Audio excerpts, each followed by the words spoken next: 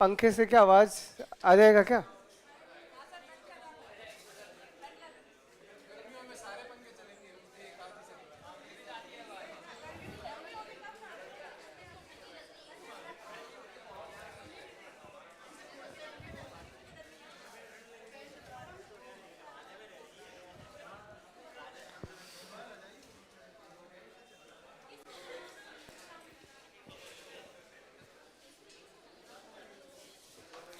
कोई भी पंखा चला लेना, बट ये मत चलाना,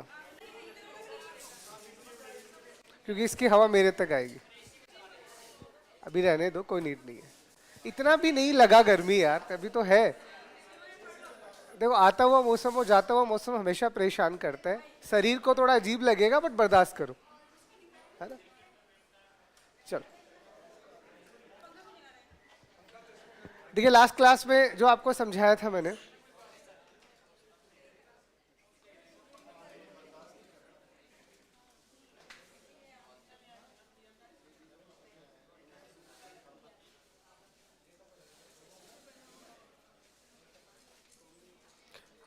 इसके क्वेश्चंस आपकी बुकलेट में जो मेमोरी वाला यूनिट है ना, उसमें है, वो सारे हो जाएंगे। इस फॉर्मूले पे लगा दो तो 5 मिनट में सारे हो जाएंगे।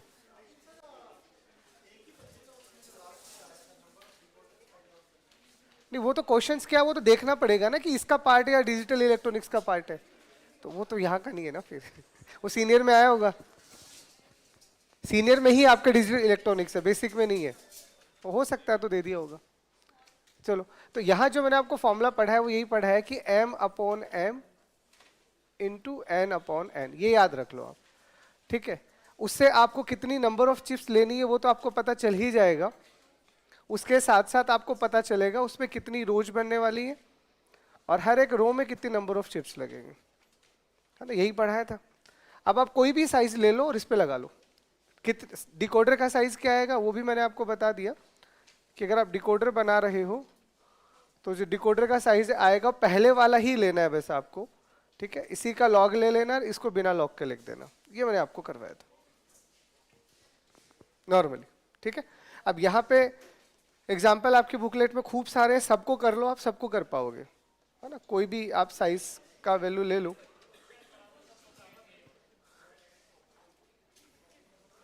मान लीजिए आपको दिया गया है 32K4, ले लो। मान लीजिए 32K इंटू 4 की एक छोटी चिप है और उससे आपको 128K इंटू 8 की एक बड़ी चिप बनानी है। तो बस दो ही क्वेश्चन बनेंगे कि कितनी नंबर ऑफ चिप्स लगेगा या उसमें डिकोडर का साइज क्या होगा, ठीक है। तो साफ साफ ही दिख रही है कि इसको इससे डिवाइड कर दो तो 120A आपका 32K से K कट जाएगा, फिर भी लिख देता हूँ, और इंटू 8/4। तो ये कट गया, कितना बचेगा, 4 बचेगा। तो यहाँ से 4 बचेगा और यहाँ से 2 बचेगा। तो टोटल नंबर ऑफ चिप्स कितनी लगेगी, 8। तो ये तो समझ में आएगा कि 8 चिप्स लगेंगी और वो इस तरह से लगेगी कि उसमें 4 रो आएंगी और हर रो में 2 चिप्स होंगी। तो ये अरेंजमेंट आपका ऐसा होने वाला है। तो यहाँ डिकोडर लग जाएगा और यहाँ आपका सेलेक्ट लाइन लग जाएगा, जो मैंने आपको नेक्स्ट प्रीवियस क्लास में पढ़ाया था। और डिकोडर का साइज क्या होगा, तो डिकोडर तो आपको साफ साफ ही दिख रहा है कि पहला वाला जो भी है उसका लॉग ले लेना और उसी को दोबारा लिख देना। तो ये आपके पास में 2x4 डिकोडर बन जाएगा, ठीक है। ये तो लास्ट क्लास में बता दिया था, तो कुछ बचा नहीं है। क्वेश्चन सारे कर लेना, आपकी बुकलेट में जितने सारे हो जाएंगे, ठीक है।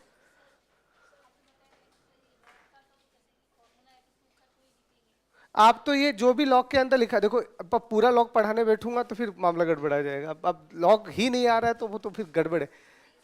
आप समझो, देखो लॉग जब आप निकालते हो ना, जैसे अब आपको लॉग 2 ही लेना है, एक जनरल थॉट देता हूँ। तो लॉग 2 लेना है तो यहाँ पे अब आप 2 की पावर देखो, अगर 2 का कोई भी पावर लिखा हुआ है तो जो पावर है वही आंसर आएगा, ठीक है। जैसे 4 है तो 2 का पावर 2 है तो 2 आ जाएगा, 8 है तो 2 का पावर 3 है तो 3 आ जाएगा। अब इसी में मान लो आपके पास में यहाँ log 2 है और फॉर एग्जाम्पल यहाँ पे 5 आ गया, फॉर एग्जाम्पल log लेना आपको, तो इसके log का वैल्यू क्या आएगा। तो नॉर्मली हमें यहाँ पे log का जो वैल्यू चाहिए होती है वो ओरिजिनल तो चाहिए नहीं होती, नॉर्मली या तो फ्लोट चाहिए होता है, सीलिंग चाहिए होता है। तो आप तो सिर्फ ये समझो कि 5 जो है वो log की किस बेस पे आता है। तो 2 का पावर 1 कितना होता है 2, 2 का पावर 2 कितना होता है 4, और 2 का पावर 3 कितना होता है 8। तो ये तो तय है कि 2 की पावर 4 के बाद सीधा 8 आ गया, तो इसका मतलब 2 की किस पावर के ऊपर 5 आया होगा, तो 100% इन्हीं के बीच में, तो इन्हीं के बीच में, तो 2 और 3 के बीच ही तो आया होगा, तो ये 2 पॉइंट समथिंग हो जाएगा। तो इसको जब सॉल्व करोगे तो इसका वैल्यू जो आएगा वो 2 पॉइंट समथिंग आएगा। अगर इसका आप फ्लोर ले रहे हो, मतलब सीलिंग ले रहे हो, तो 3 बन जाएगा, और फ्लोर ले रहे हो तो 2 बन जाएगा। ये काम आता है बेसिकली नेटवर्किंग में, जब नेटवर्किंग के न्यूमेरिकल्स करने होते हैं ना, डेटा लिंक लेयर उनके वहाँ पे, तो वहाँ पे ये बेसिकली काम आता है। यहाँ तो मैं एक जनरल आइडिया दे रहा हूँ, हम जो पढ़ रहे हैं वो n टू 2 का पावर n ही है। 99% केस में यही बनेगा, तो आपको दिक्कत नहीं आने वाला।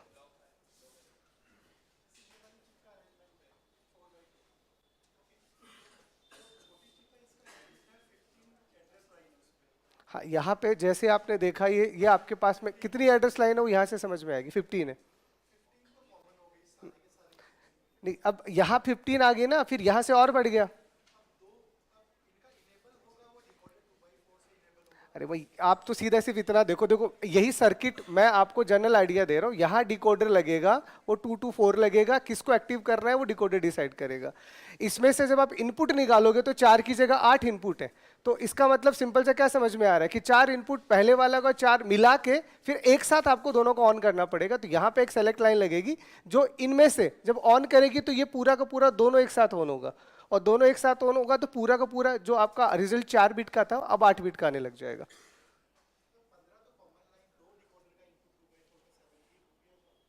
हाँ, बस यही चाहिए होता है, मैं यही बता रहा हूँ। अब इसके अंदर ज्यादा जाओगे तो फिर वो डिजिटल इलेक्ट्रॉनिक्स आ जाएगी। मतलब मैं एक जनरल यहाँ तक का तो मैंने आपको आइडिया दे दिया, आपके लिए इतना बहुत है मेमोरी के कॉन्सेप्ट से, ठीक है। अब आगे अगला जो टॉपिक आपका है लिखो।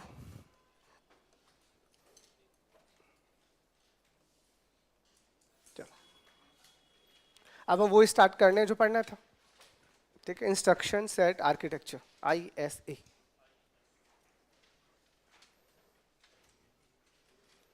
तो ISA मतलब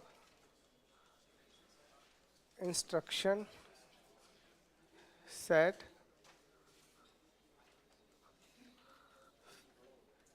आर्किटेक्चर।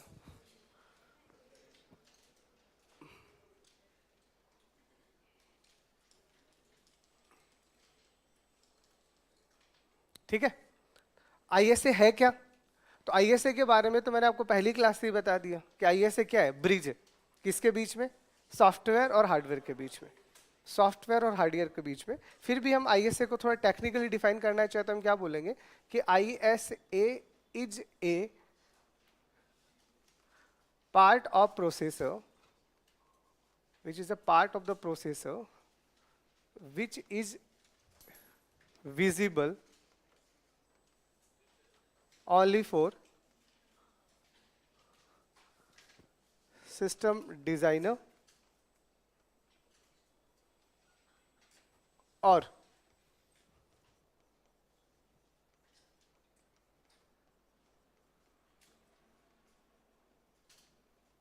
कंपाइलर डिजाइनर, ठीक है। तो ISA है क्या? तो आप ऐसे समझो, हम बात कर रहे हैं हमारे सिस्टम का, हमारे कंप्यूटर का। तो कंप्यूटर में कुछ हार्डवेयर है, कुछ सॉफ्टवेयर है।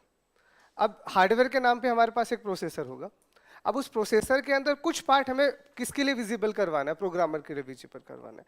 ये जो प्रोग्रामर यहाँ पे है, ये वो वाला प्रोग्रामर नहीं है जो आप सोच रहे हो, मतलब जो आप कोड करते हो in the language of high level languages, वो मैं भी आगे लिखूंगा। ये कोई नॉर्मल प्रोग्रामर नहीं होता, ये वो इंसान होता है, या तो वो सिस्टम डिजाइनर है, मतलब कुछ OS जैसी चीजों को लिख रहा होगा, ठीक है, या फिर वो कंपाइलर जैसी चीजों को बना रहा होगा। क्योंकि अगर आप OS के लिए कुछ लिखोगे या कंपाइलर के लिए कुछ भी लिखोगे तो एट द एंड तो वो 0 1 में ही होगा ना। तो आपको आपकी दी हुई इंस्ट्रक्शंस को समझाना 0 1 में, तो 0 1 में समझाना तो आपको पता होना चाहिए ना कि इंटरनली 0 1 को लिखा कैसे जाता है, ताकि जब आप कोई भी सॉफ्टवेयर प्लान करो तो सॉफ्टवेयर को इंस्ट्रक्शन ही ऐसा दो कि जब वो बने तो बाइनरी में प्रॉपर कन्वर्ट हो जाए। इसीलिए हमने क्या बोला कि ISA आपके प्रोसेसर का, यानी आपके CPU का, लिख लो, तुम शक्लें बना रखे हो, हिंदी में लिख लो यार, ऐसा तो कुछ लिखा ही नहीं है मैंने, फिर भी लिख लो, ठीक है। तो ISA का full form clear, instruction set architecture. लिखो, इसमें लिखो ISA। ISA प्रोसेसर, प्रोसेसर मतलब CPU को ही प्रोसेसर बोलते हैं ना। ISA प्रोसेसर का, ISA प्रोसेसर का वो पार्ट होता है आईएसए प्रोसेसर का वो पार्ट होता है जो जो सिस्टम डिजाइनर या कंपाइलर डिजाइनर को विजिबल होते हैं।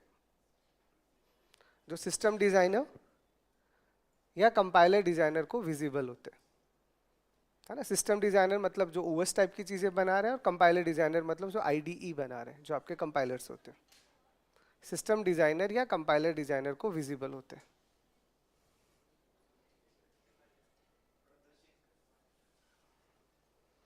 तो आपको मेरे से ज्यादा अच्छी हिंदी आती है, तो किसी भी शब्द को आपको और टिपिकल हिंदी में बनाना है तो इतना तो आता होगा, बना लेना। तो ऐसा कुछ नहीं, मुझे पूरी हिंदी आती है, बट है क्या, मैं अपनी आदत नहीं बिगाड़ना चाह रहा।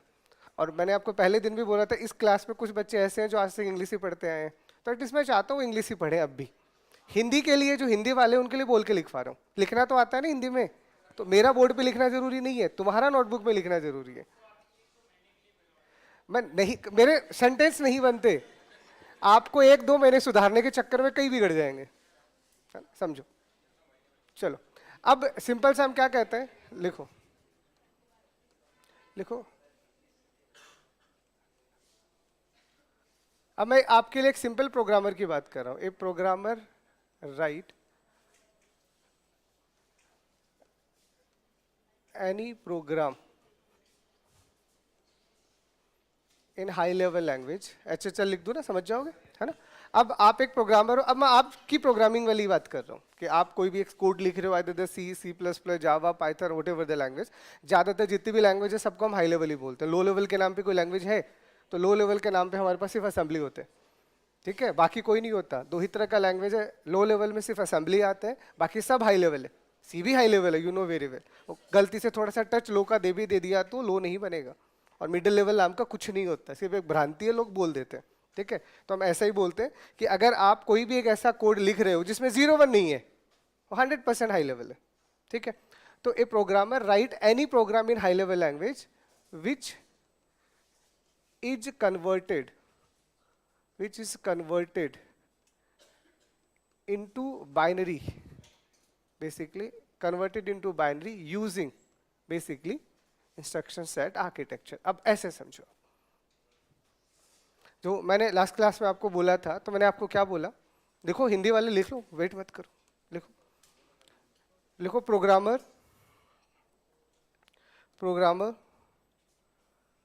किसी भी प्रोग्राम को हाई लेवल लैंग्वेज में लिखता है। प्रोग्रामर किसी भी प्रोग्राम को हाई लेवल लैंग्वेज में लिखता है जिसको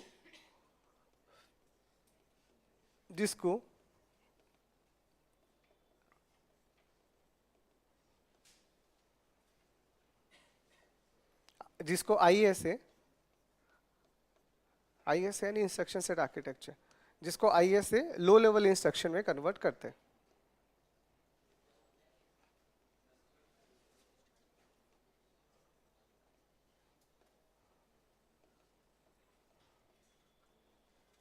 बस ऐसे ही समझने के लिए कोड लिख रहा हूं, ठीक है। तो जैसे मान लीजिए मैंने सी में ये कोई भी कोड लिखा है, तो मैं ये बताना चाह रहा हूँ इंस्ट्रक्शन के नाम पे जो आपके पास में इंस्ट्रक्शन एग्जीक्यूट होगा, जैसे एक फंक्शन है, तो इस फंक्शन के लिए भी एक इंस्ट्रक्शन होगा। ऑब्वियस है, हर एक फंक्शन का भी तो एड्रेस होता है, नहीं तो पॉइंटर कैसे जंप कर पाएगा, कैसे कॉल कर पाएगा। तो मैं ये कहना चाह रहा हूँ कि इस फंक्शन के लिए एक कोड यहाँ लिखा हुआ है, इसके लिए एक कोड यहाँ पे लिखा गया होगा, ठीक है, इसके लिए एक कोड यहाँ पे लिखा गया होगा, इसके लिए एक कोड यहाँ पे लिखा गया होगा। आपको ऐसा दिख रहा है, बट ये अंदर जाके जो भी दिखेगा, it is only and only in the 0 1, ये सिर्फ 0 1 में ही होगा। मैं ये बताना चाह रहा हूँ, यही तो मैंने आपको बोला कि आपकी मेमोरी में डेटा और इंस्ट्रक्शन दोनों आ सकते हैं। तो डेटा का मतलब क्या हुआ, डेटा का मतलब ये 10-20 डेटा है, यही तो है डेटा। इंस्ट्रक्शन का सिंपल सा मतलब क्या है, आप किसी चीज को जोड़ रहे हो, ये आपका इंस्ट्रक्शन है। तो डेटा और इंस्ट्रक्शन दोनों के दोनों यहाँ पे हैं, बट किस फॉर्म में, बाइनरी के फॉर्म में। तो आपकी हाई लेवल लैंग्वेजेस के अंदर चीजें कैसी हैं उससे कोई फर्क नहीं पड़ता, पर जब अंदर जाएगा तो किस में बनेगा, वो लो लेवल या बाइनरी में बन जाएगा। तो ये ISA से बन रहा है, तो यही इसका मतलब फिर यही काम यहाँ पे कौन करेगा, कंपाइलर करेगा। आप ऐसा ही तो कहते हो। तो कंपाइलर को मुझे ऐसा करवाना है, तो जो कंपाइलर लिख रहा होगा क्या उसको ISA का नॉलेज नहीं होना चाहिए? अगर कंपाइलर बनाने वाले इंसान को इंस्ट्रक्शन सेट आर्किटेक्चर के बारे में नहीं पता होगा तो कैसे बताएगा चीजें 0 1 में कैसे बन रही है। तो आपको नहीं पता लेकिन आपके कंपाइलर को सब कुछ पता है, और वो किसने सिखाया? उसके बनाने वाले ने। ठीक है, तो एक जनरल सा सिस्टम है जो बता रहा हूं।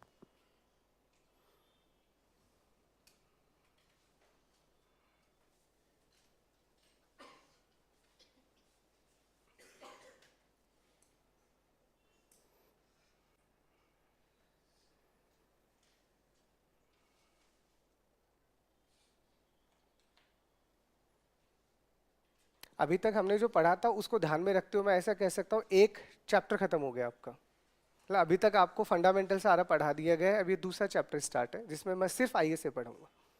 तीसरा चैप्टर स्टार्ट करने का मतलब मैं मेमोरी स्टार्ट करूंगा। चौथा चैप्टर स्टार्ट करने का मतलब मैं कंट्रोल यूनिट स्टार्ट करूंगा, और पांचवा चैप्टर स्टार्ट करने का मतलब मैं आईओ स्टार्ट करूंगा। किनके? इन सब के क्वेश्चन जो मैंने अभी तक पढ़ा है वो आपकी बुकलेट में मेमोरी वाले चैप्टर में है, क्योंकि अभी तक मैंने आपको सिर्फ मेमोरी का ओवरव्यू दिया है। मेमोरी वाले यूनिट में खूब क्वेश्चंस मिलेंगे, उसके आधे क्वेश्चंस उस इंट्रो से हो जाएंगे, कुछ बच गए वो कैशे मेमोरी के क्वेश्चंस हैं, वो ड्यूरिंग द कैशे हो जाएगा।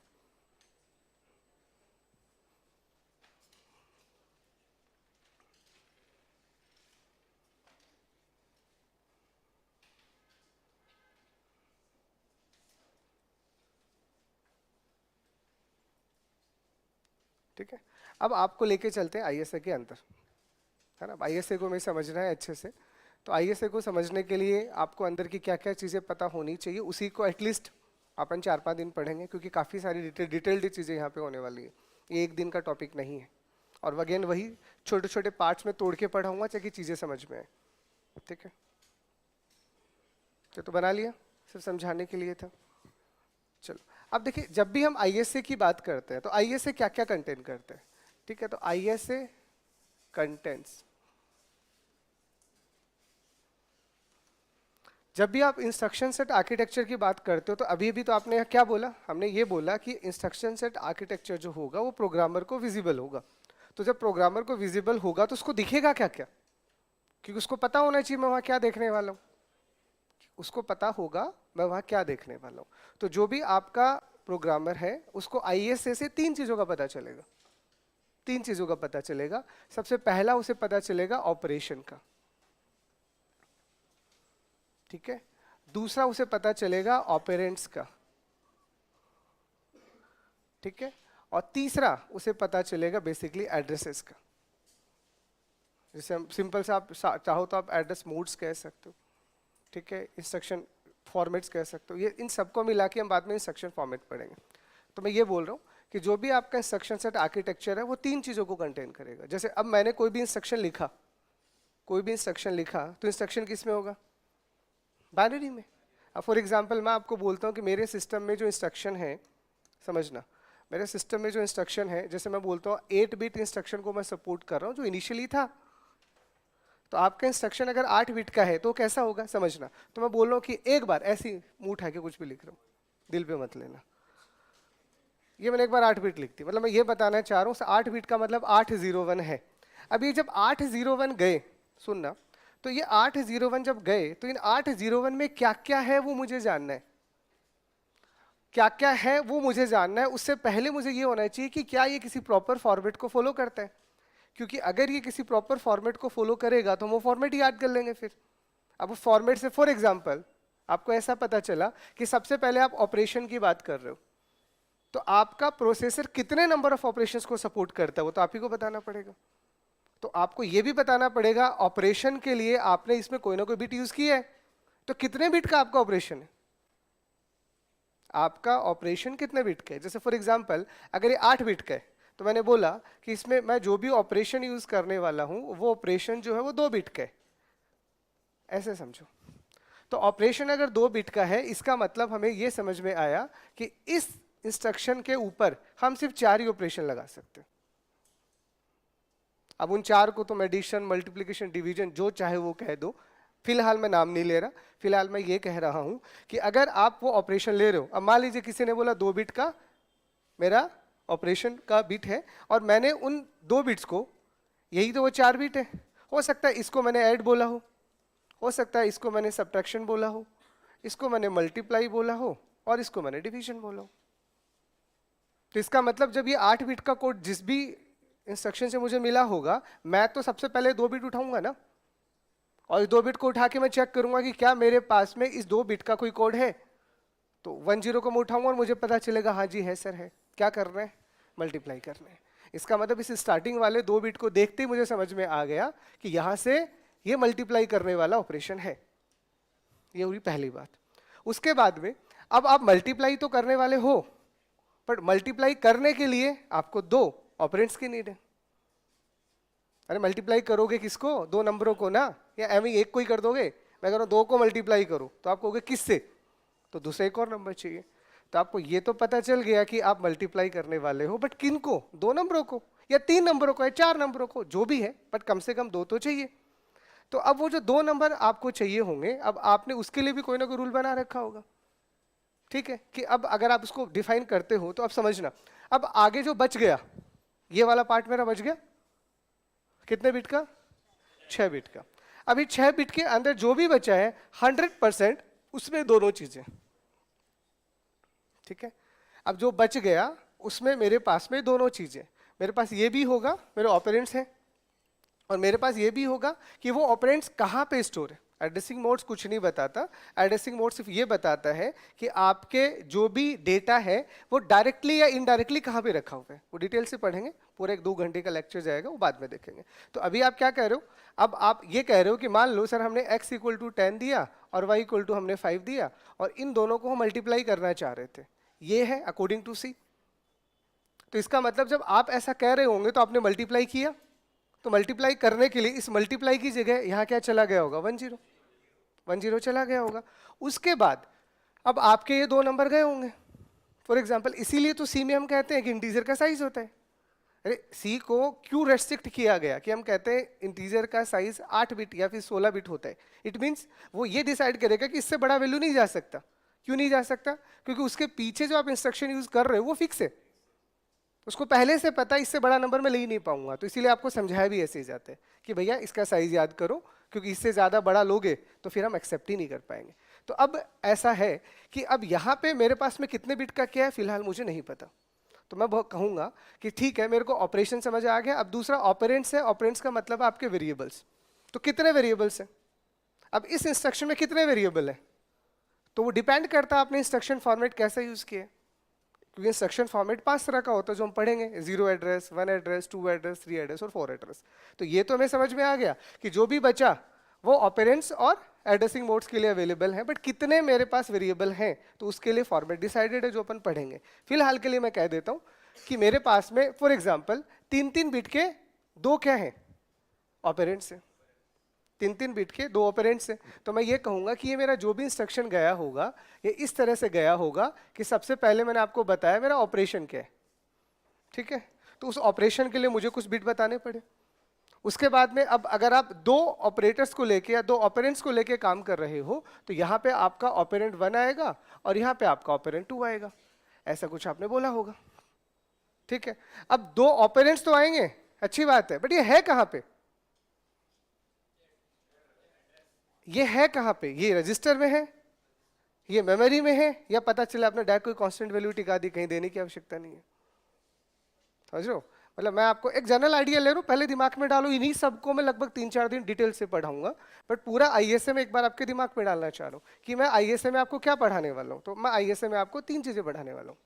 सबसे पहला चीज आपके ऑपरेशंस के बारे में, सारे के सारे ऑपरेशंस जो फंडामेंटल ऑपरेशंस है वो तो मैं आपको याद ही करवा दूंगा, कहाँ क्या कैसे काम आते हैं। जनरल ऑपरेशंस की हम बात नहीं करते क्योंकि बहुत सारे होते हैं, कुछ को हम पढ़ेंगे सिर्फ। उसके बाद में वही ऑपरेंड्स क्या होते हैं, मतलब आपका डेटा स्टोर है, तो डेटा अगर है स्टोर तो कितने वेरिएबल्स हैं। तो ऑपरेशन क्या बताएगा, शॉर्ट में लिखे तो नंबर ऑफ ऑपरेशंस। यहाँ पे ऑप कोड से आपको पता चलेगा आपके पास में नंबर ऑफ ऑपरेशंस कितने हैं। शॉर्ट में लिख रहा हूँ, एक बार समझ जाना, उनमें से आपको कौन सा परफॉर्म करना है।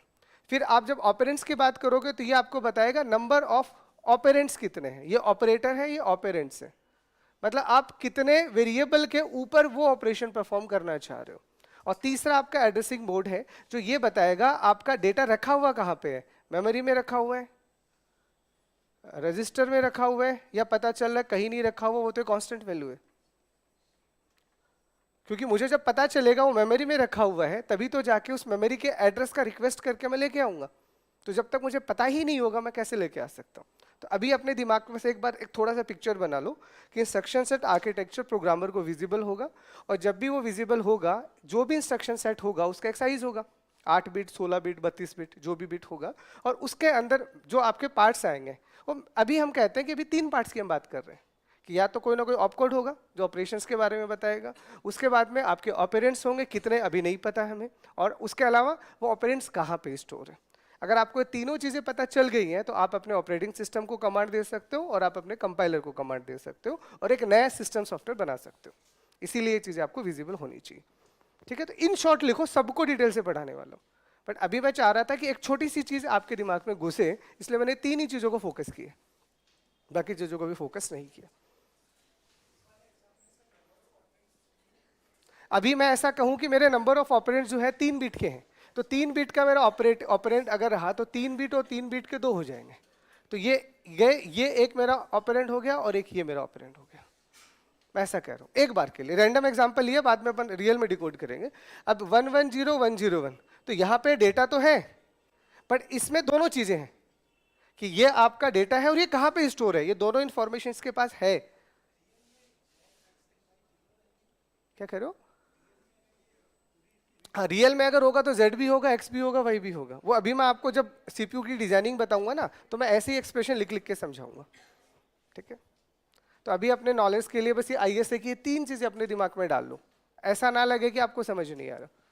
ठीक है, तो जो भी आईएसए है उसकी कितनी चीजें आपको पता होनी चाहिए? 3 चीजें। पहला, वो कौन सा ऑपरेशन कर रहा है, कितने ऑपरेंट्स उसके लिए रिस्पॉन्सिबल है, और जो भी ऑपरेंट्स है वो रखे हुए कहाँ पे एग्जैक्टली मेमोरी में होंगे, सीपी या रजिस्टर्स में होंगे, या हो सकता है कहीं नहीं होंगे, डायरेक्ट कोई कांस्टेंट वैल्यू होगी। इसके अलावा कुछ नहीं होता, चौथा होता ही नहीं है। तो जो हो सकता है वो तो मैंने यही लिख दिया, अब डिटेलिंग इसकी करते रहेंगे। वो पहले से कितने बिट का आपने सिस्टम बनाया वो उसी पे डिसाइड करता है। आपका प्रोसेसर पहले से जानता है कि आप कितने ऑपरेशन परफॉर्म करने वाले हो, वो फिक्स होते हैं। जैसे हाँ, वो सब अभी जैसे हम पढ़ेंगे ना तो मैं पहले यही पढ़ा रहा हूँ कि RISC और CSC क्या होता है, पहले उन्हीं को सीख लो, फिर हम आगे जाएंगे।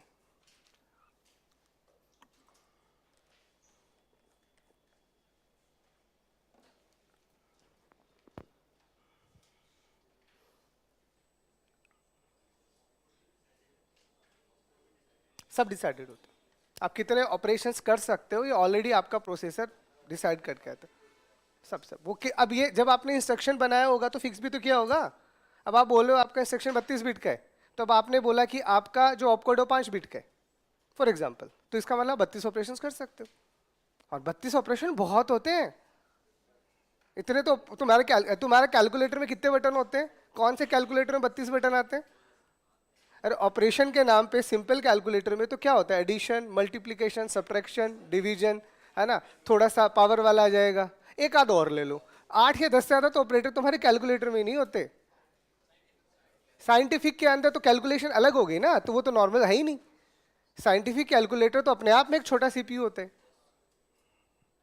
ना, उसमें तो बहुत सारे फंक्शंस आ गए। अब मैं तो भी आपके कॉमर्शियल कैलकुलेटर की बात कर रहा हूँ जिसमें थोड़ी मेमोरी भी होती है, डेटा भी स्टोर करके चलते हैं।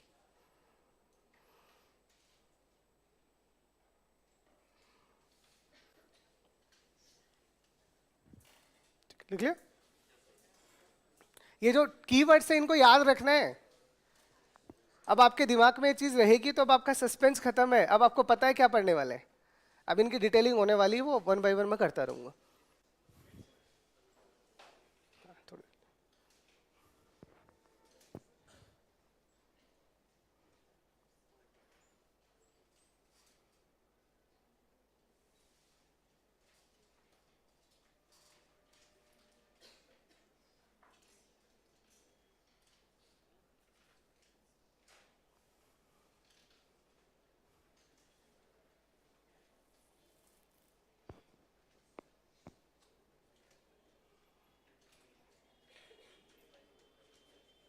अभी हम जो चैप्टर पढ़ने वाले हैं, चैप्टर बिगनर के लिए इसलिए कॉम्प्लिकेटेड होता है कि इसका जब तक फ्लो नहीं मिलेगा ना आपको ये चीजें समझ नहीं आएंगी। मतलब मेरा पहला काम आपको फ्लो देना, तो मैं आपको धीरे धीरे एक फ्लो दे दूंगा आज की क्लास में, और कल की क्लास आपको सब कुछ समझ में आने लग जाएगा। सिर्फ समझने, ये सारा पार्ट समझने का है। एग्जाम में आपके स्ट्रेट फॉरवर्ड क्वेश्चन आने वाले हैं। मैं गेट लेवल तक करवाता हूँ क्वेश्चन, तो वहाँ चीज़ें अलग बनती है, वहाँ न्यूमेरिकल ज़्यादा बनते हैं। हमें थ्योरेटिकल चीज़ों पे ज़्यादा फोकस करना है। चलो अब देखो सिंपल सा, तो ISA is divided mainly in two categories। ठीक है, जब हम ISA की बात करते हैं तो आपके जो भी इंस्ट्रक्शन सेट आर्किटेक्चर है वो दो मैन कैटेगरी में डिवाइड किए जाते हैं। पहला आपका CISC और दूसरा आपके पास आता है RISC। ठीक है, फुल फॉर्म इसका साथ साथ ही लिख दीजिएगा, पता ही होगा आपको।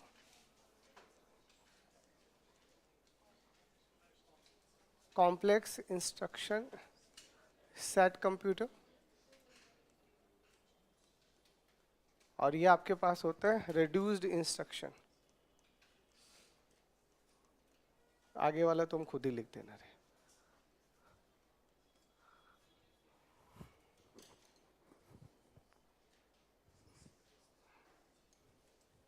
तो बस मैनली हम इनका थोड़ा आइडिया ले रहे हैं, उसके बाद में जो भी हम सिस्टम पढ़ेंगे उनको हम बाद में स्टडी करें। CISC और RISC, तो इनिशियली जो टाइम था 1960s तक का अप्रॉक्स, तो स्टार्टिंग में जो भी आपके प्रोसेसर आए थे वो कैसे थे। देखो स्टार्टिंग में जब हमारा सिस्टम बना था, हमारा CPU जब डिज़ाइन हो रहा था, तो वहाँ पे जो डिज़ाइनर थे प्रोसेसर को बनाने वाले, उनका एक अलग मीथ चला करता था, एक अलग कॉन्सेप्ट चला करता था। उन्होंने क्या सोचा, उन्होंने ये सोचा कि हम हमारे इंस्ट्रक्शन का साइज, सुनना उन्होंने क्या बोला, उन्होंने बोला कि हम हमारे इंस्ट्रक्शन का साइज जितना बड़ा रखे उतना अच्छा। हमारे इंस्ट्रक्शन का साइज जितना बड़ा रखे उतना अच्छा, और जो भी हमारे प्रोग्राम की इंस्ट्रक्शंस हैं उस प्रोग्राम को जितनी कम इंस्ट्रक्शंस मिलेगा उतना अच्छा। तो कि एक प्रोग्राम को अगर आप कम से कम इंस्ट्रक्शंस में लिख रहे हो, इसका मतलब क्या हुआ, इसका मतलब दो दो तीन तीन लाइनों को आप एक ही इंस्ट्रक्शन कह रहे हो, इसका मतलब तो यही हुआ। और आप जब ऐसे सेट बना रहे हो तो देखा जाए तो काम आप अच्छा कर रहे हो, पर उसमें दिक्कतें क्या आएंगी, दिक्कतें उसमें आएगी डिकोडिंग के टाइप पे। जब आप फिर से उस इंस्ट्रक्शन को डिकोड करोगे तो उसमें आपने इतना सारा बकवास मार दिया कि डिकोडिंग का प्रोसेस स्लो हो जाएगा, डिकोडिंग का प्रोसेस स्लो हो जाएगा, ये तो तय है पहली चीज। क्योंकि आपके इंस्ट्रक्शंस आपने बढ़ा दी, तो अब आपको बड़ी बड़ी इंस्ट्रक्शंस को लिखना है। देखो होता क्या है, नॉर्मली जब हम प्रोग्रामिंग का कॉन्सेप्ट भी पढ़ते हैं तो हम क्या सीखते हैं, हम डिवाइड एंड कंकर सीखते हैं। तो डिवाइड एंड कंकर से हमें क्या सिखाते हैं कि किसी भी बड़े पार्ट को अगर सॉल्व ना कर सको तो उसे इतना छोटा बना दो कि सबसे छोटा पार्ट कैलकुलेट किया जा सके, और उसे रिकर्सिवली कॉल कर दो। यही होता है डिवाइड एंड कंकर।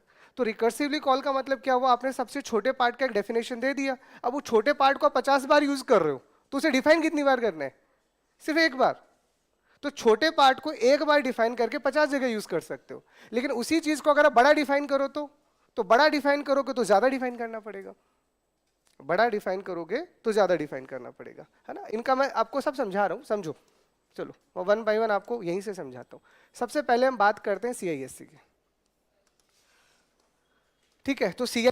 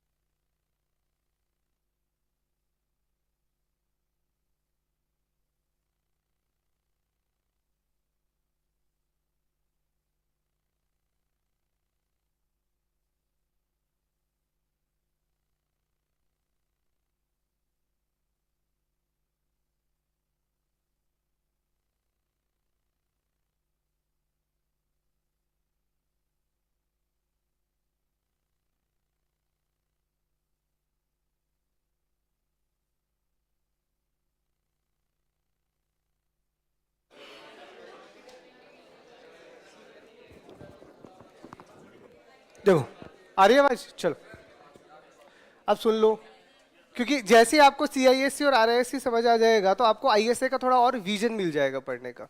तो सीआईएससी हमें क्या कहता है, instruction is represented as large as possible.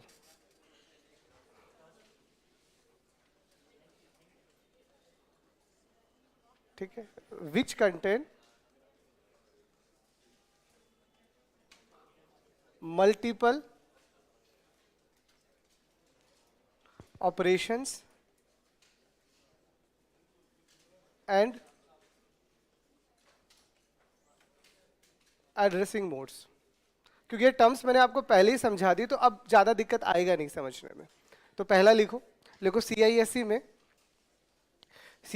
में इंस्ट्रक्शन को, या सीआईएससी में इंस्ट्रक्शन का साइज, ऐसे लिख दो, सीआईएससी में इंस्ट्रक्शन का साइज बड़ा रखा जाता है, इंस्ट्रक्शन का साइज बड़ा रखा जाता है जिसमें जिसमें जिसमें कई ऑपरेशंस और एड्रेसिंग मोड्स होते हैं, कई ऑपरेशंस और एड्रेसिंग मोड्स होते हैं।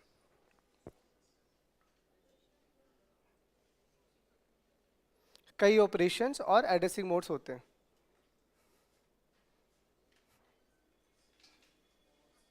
और सीधा बैठ, ठीक है, कई ऑपरेशंस और एड्रेसिंग मोड्स होते हैं।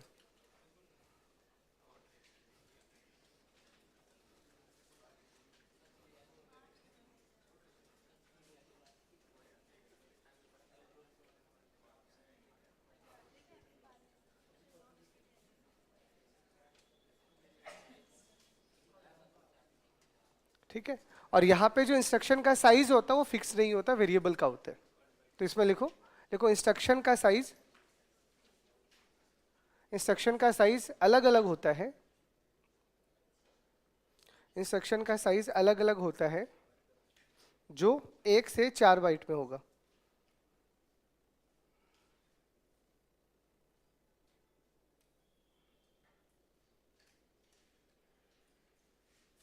ठीक है, जो 1 से 4 बाइट में होता है, मतलब 1 से 4 बाइट के बीच आपका इंस्ट्रक्शन का लेंथ वेरी कर सकते हैं।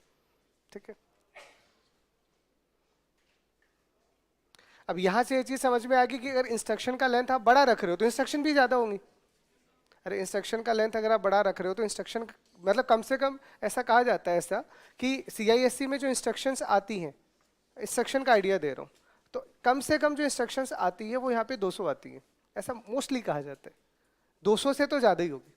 तो सीएससी में जब आप इंस्ट्रक्शंस लिखने बैठोगे ऐसा कोई फिक्स नहीं होता, कोई पूछने वाला नहीं है, एक आइडिया लेने के लिए कह रहे हैं हम लोग, क्योंकि इंस्ट्रक्शन आपने बड़ा रखा है तो ज़्यादा इंस्ट्रक्शंस देनी पड़ेगी, और ज़्यादा इंस्ट्रक्शंस देनी पड़ेगी तो कम से कम 200 इंस्ट्रक्शन के साथ अब आप जितना चाहो उतना बढ़ा सकते हो।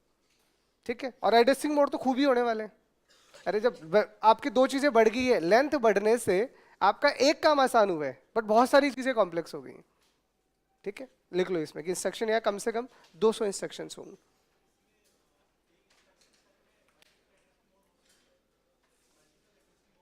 बहुत होते हैं या तो ज्यादा और होते हैं, सब होते हैं। देखो नॉर्मली जब हम एड्रेसिंग मोड्स की बात करेंगे, जब भी हम पढ़ेंगे तो हम वो एड्रेसिंग मोड्स पढ़ेंगे जो आरआईएससी के होते हैं।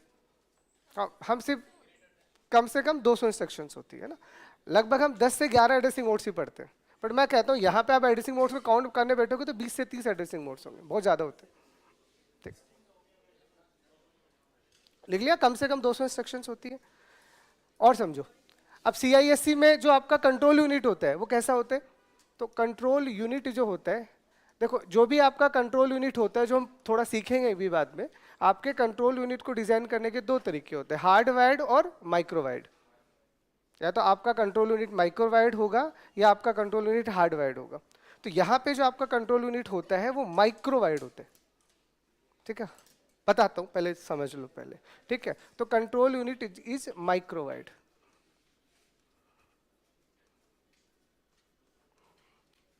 माइक्रोवाइड का सिंपल सा मतलब क्या हुआ, आपको अगर कोई भी कंट्रोल यूनिट का सिग्नल देना है तो सबसे पहले वो मैन मेमोरी के पास जाएगा।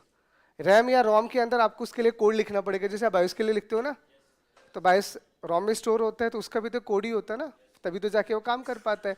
तो वैसे ही अगर आप यहाँ पे काम करना चाह रहे हो तो आपके रोम के अंदर आपको एक माइक्रो कोड लिखना पड़ेगा। माइक्रो वाइड का मतलब आप माइक्रो कोड लिख रहे हो और वो माइक्रो कोड स्टोर होगा आपके मैन मेमोरी के अंदर, और फिर वो हर बार वो माइक्रो कोड बदलेगा।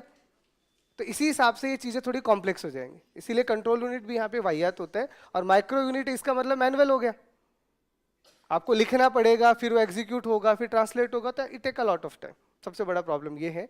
और यहाँ पे इन्होंने क्या बोला, इन्होंने इंस्ट्रक्शन को बड़ा रख के एक काम क्या कर दिया, इन्होंने बोला कि जब आपका इंस्ट्रक्शन का साइज बड़ा है तो रजिस्टर्स कम कर दो। CISC के अंदर रजिस्टर्स कम होते हैं और मैन मेमोरी से ही सारा काम हो जाता है। इसलिए CISC के अंदर उन्होंने ऐसा बोला जब इसको डिजाइन किया कि यहाँ पे हमें रजिस्टर्स की नीड ही नहीं है। क्यों? क्योंकि हम मेमोरी से डेटा उठा के मेमोरी में ही लोड करवा के और वहीं वापस दे देंगे, इसीलिए स्लो था। अरे आपका प्रोसेस फास्ट कब होगा? जब वो CPU के पास आएगा, यानी रजिस्टर के पास आएगा। रजिस्टर में स्टोर होगा तो फास्ट होगा ना। अब किसी प्रोसेस को आप मेमोरी में रख के वहीं से उठा के वहीं वापस रख रहे हो तो अपने आप स्लो हो गया। ठीक है, इसीलिए यहाँ पे सिंपल से हम क्या बोलेंगे कि रजिस्टर्स कम होते हैं। ठीक है, रजिस्टर्स आर लेस। ठीक है, because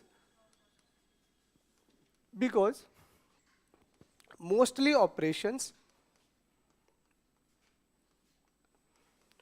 operations are performed in memory। ठीक है, इसीलिए जब हम समझना, इसीलिए जब हम CISC की बात करते हैं तो CISC आर्किटेक्चर को हम कहते हैं मेमोरी टू मेमोरी आर्किटेक्चर। ठीक है, बाद में हम सारे आर्किटेक्चर पढ़ेंगे। बेसिकली हम 3 तरह के आर्किटेक्चर की बात करते हैं, memory to memory, register to memory और रजिस्टर टू रजिस्टर। तो ये इनिशियली बना हुआ आर्किटेक्चर था जिसमें इन्होंने क्या बोला कि मेमोरी को बड़ा रखो और रजिस्टर को तुम ना ही रखो तो चलेगा। मतलब देखा जाए तो इसमें रजिस्टर के नाम पे एक टिंगा सा रजिस्टर था जिसे हम एक्यूमुलेटर बोलते थे।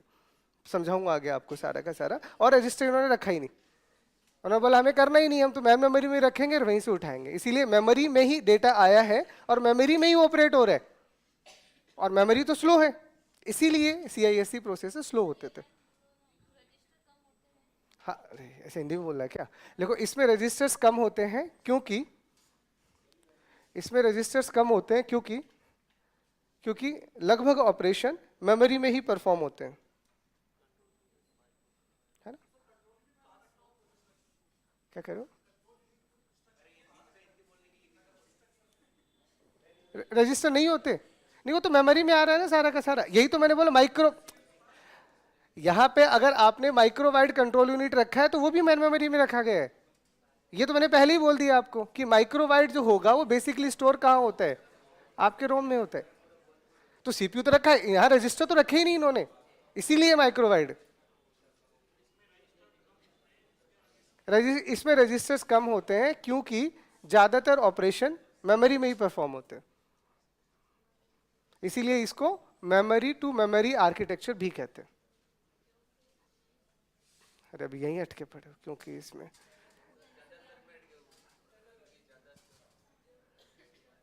कुछ नहीं। उसके बाद 3 बार मैं रिपीट कर चुका हूं, मैं भूल जाता हूं इतनी बार। मैं फास्ट बोलता हूं इसीलिए 3 बार बोलता हूं। इसमें रजिस्टर्स कम होते हैं क्योंकि ज्यादातर ऑपरेशन मेमोरी में ही परफॉर्म होते हैं। अरे जो भी लिख लिया ना, मतलब वही निकलेगा। मैं हिंदी भी याद रखूंगा, किस सेंटेंस थोड़ी सेम रहेगा ना, क्योंकि ज्यादातर ऑपरेशन मैन मेमोरी में ही होते हैं, इसीलिए इसको मेमोरी टू मेमोरी आर्किटेक्चर कहते हैं। इसीलिए इसको मेमोरी टू मेमोरी आर्किटेक्चर कहते हैं। और जो इसका एग्जाम्पल था CISC का जो बना था, वो था आपके पास में x86। जो इंटेल का x86 आर्किटेक्चर था वो आपका CISC था। x86 का मतलब सिंपल सा 8085, 8086, 80186, 80286, मतलब जो भी प्रोसेसर इन्होंने बनाए थे, लास्ट में 86 है, ये हटा दो, लास्ट में 86 है। अब इसकी जितनी भी सीरीज इन्होंने निकाली थी इसे अपन कहते हैं x86 सीरीज। तो x86 सीरीज जितने भी इंटेल ने निकाली थी वो सब CISC बेस्ड थी।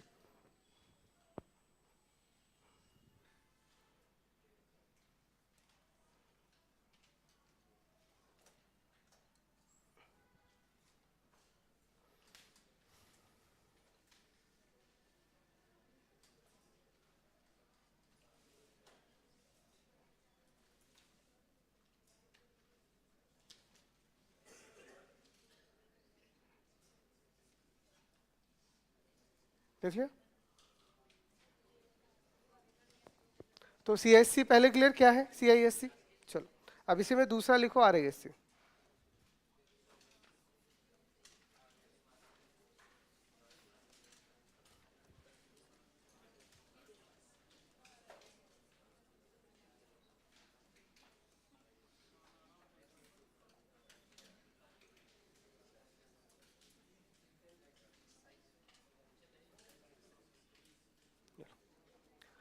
तो RISC का फुल फॉर्म है रिड्यूस्ड इंस्ट्रक्शन सेट कंप्यूटिंग या कंप्यूटर। अब यहां इन्होंने क्या रखा, तो इन RISC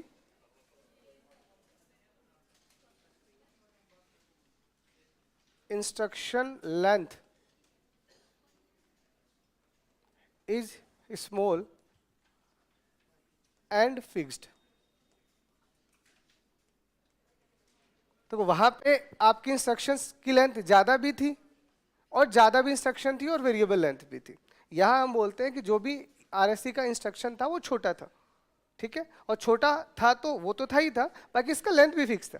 अगर आपने RISC का कोई अगर आर्किटेक्चर बनाया तो आपको बोलना था कि वो 16 बिट का है, तो इंस्ट्रक्शन 16 बिट की ही जाएगी हमेशा, या 32 बिट का है तो हमेशा 32 बिट ही जाएगी।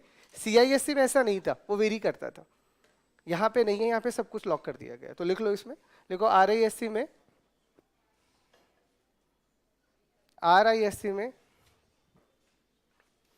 इंस्ट्रक्शन का लेंथ, RISC में इंस्ट्रक्शन का लेंथ छोटा होता है, इंस्ट्रक्शन का लेंथ छोटा होता है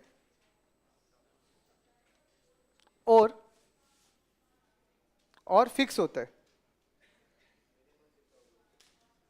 मिनिमम 8 बिट, उसके अलावा वेरी करवाते रहो 8, 16, 32, ठीक है।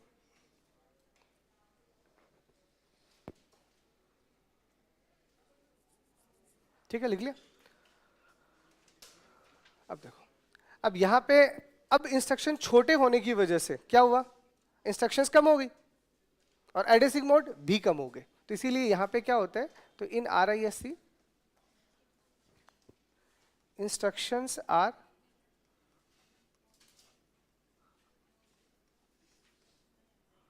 लेस देन 100, है ना। लगभग 100 इंस्ट्रक्शन बहुत आ रही है इसके अंदर, ज्यादा की नीड ही नहीं पड़ेगी कभी। तो इंस्ट्रक्शंस मोस्टली यहाँ पे होती है less than 100 and few addressing modes आते हैं, एंड फ्यू एड्रेसिंग मोड्स, और फ्यू एड्रेसिंग मोड्स अप्रॉक्स जो जाएंगे जो तो यहाँ पे नीड है वो लगभग 10 से 12 एड्रेसिंग मोड यहाँ पे बहुत है, इससे ज्यादा नीड ही नहीं पड़े। मतलब वहां पे एड्रेसिंग मोड आपके 25 से 30 हो सकते हैं, तो यहाँ 10 से 12 एड्रेसिंग मोड्स में आपका काम हो जाएगा। तो इसमें लिखो RISC में इंस्ट्रक्शंस, RISC में इंस्ट्रक्शंस 100 से कम होती है, RISC में इंस्ट्रक्शंस 100 से कम होती हैं और लगभग 10 से 12 एड्रेसिंग मोड्स होते हैं, और लगभग 10 से 12 एड्रेसिंग मोड्स होते हैं।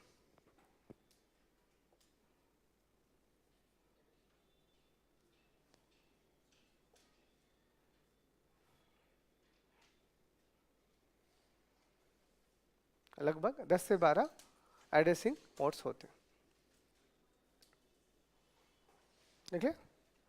अब यहां पे कंट्रोल यूनिट कैसा होता है, तो यहां पे जो कंट्रोल यूनिट होता है वो हार्डवायर्ड होता है,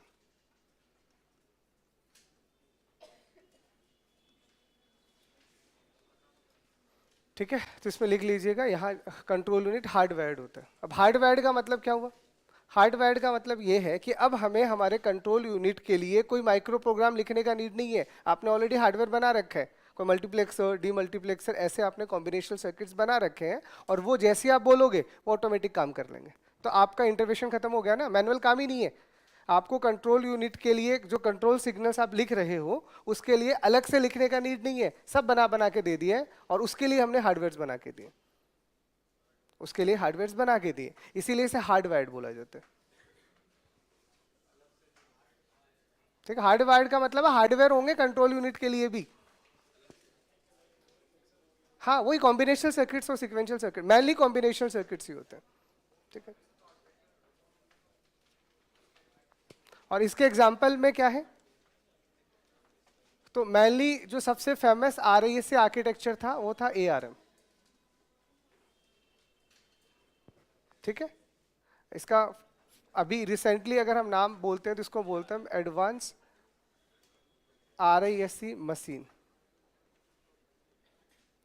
इनिशियली एडवांस की जगह यूज किया जाता था एक्रोन।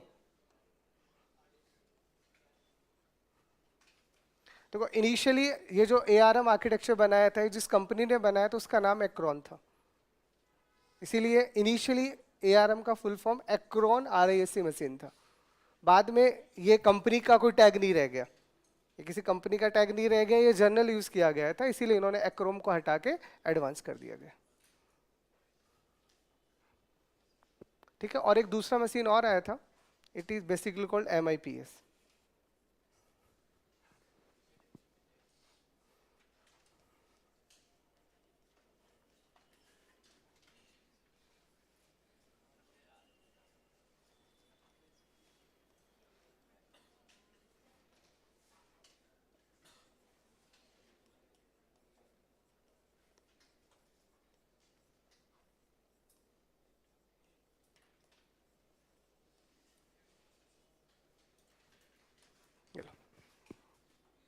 तो नॉर्मली जो बेसिकली स्टडी किया जाता है वो एआरएम ही स्टडी किया जाता है, मतलब आप अगर कुछ पढ़ोगे भी ना तो सिर्फ आप एआरएम ही पढ़ने वाले हो, बस नॉलेज के लिए पता होना चाहिए। वहाँ पे x86 याद रखना, अगर कोई एग्जाम में पूछ लिया जाए कि कौन सा आर्किटेक्चर आपका आरआईएससी और कौन सा सीआईएससी है, तो ये तीन नाम तो आपको याद होने चाहिए एग्जाम पॉइंट ऑफ व्यू से, है ना। दो ये याद रख लेना, एआरएम और MIPS। ये MIPS आपका परफॉर्मेंस यूनिट नहीं है, वो मैं अलग से पढ़ाऊंगा, वो अलग अलग है। अभी तो जब हम कंट्रोल यूनिट पढ़ेंगे तो सब कुछ जितने भी परफॉर्मेंस यूनिट्स हैं उनको मैं अलग से पढ़ाऊंगा कि आपका जो सीपीयू उसका स्पीड आप मेजर कैसे करोगे।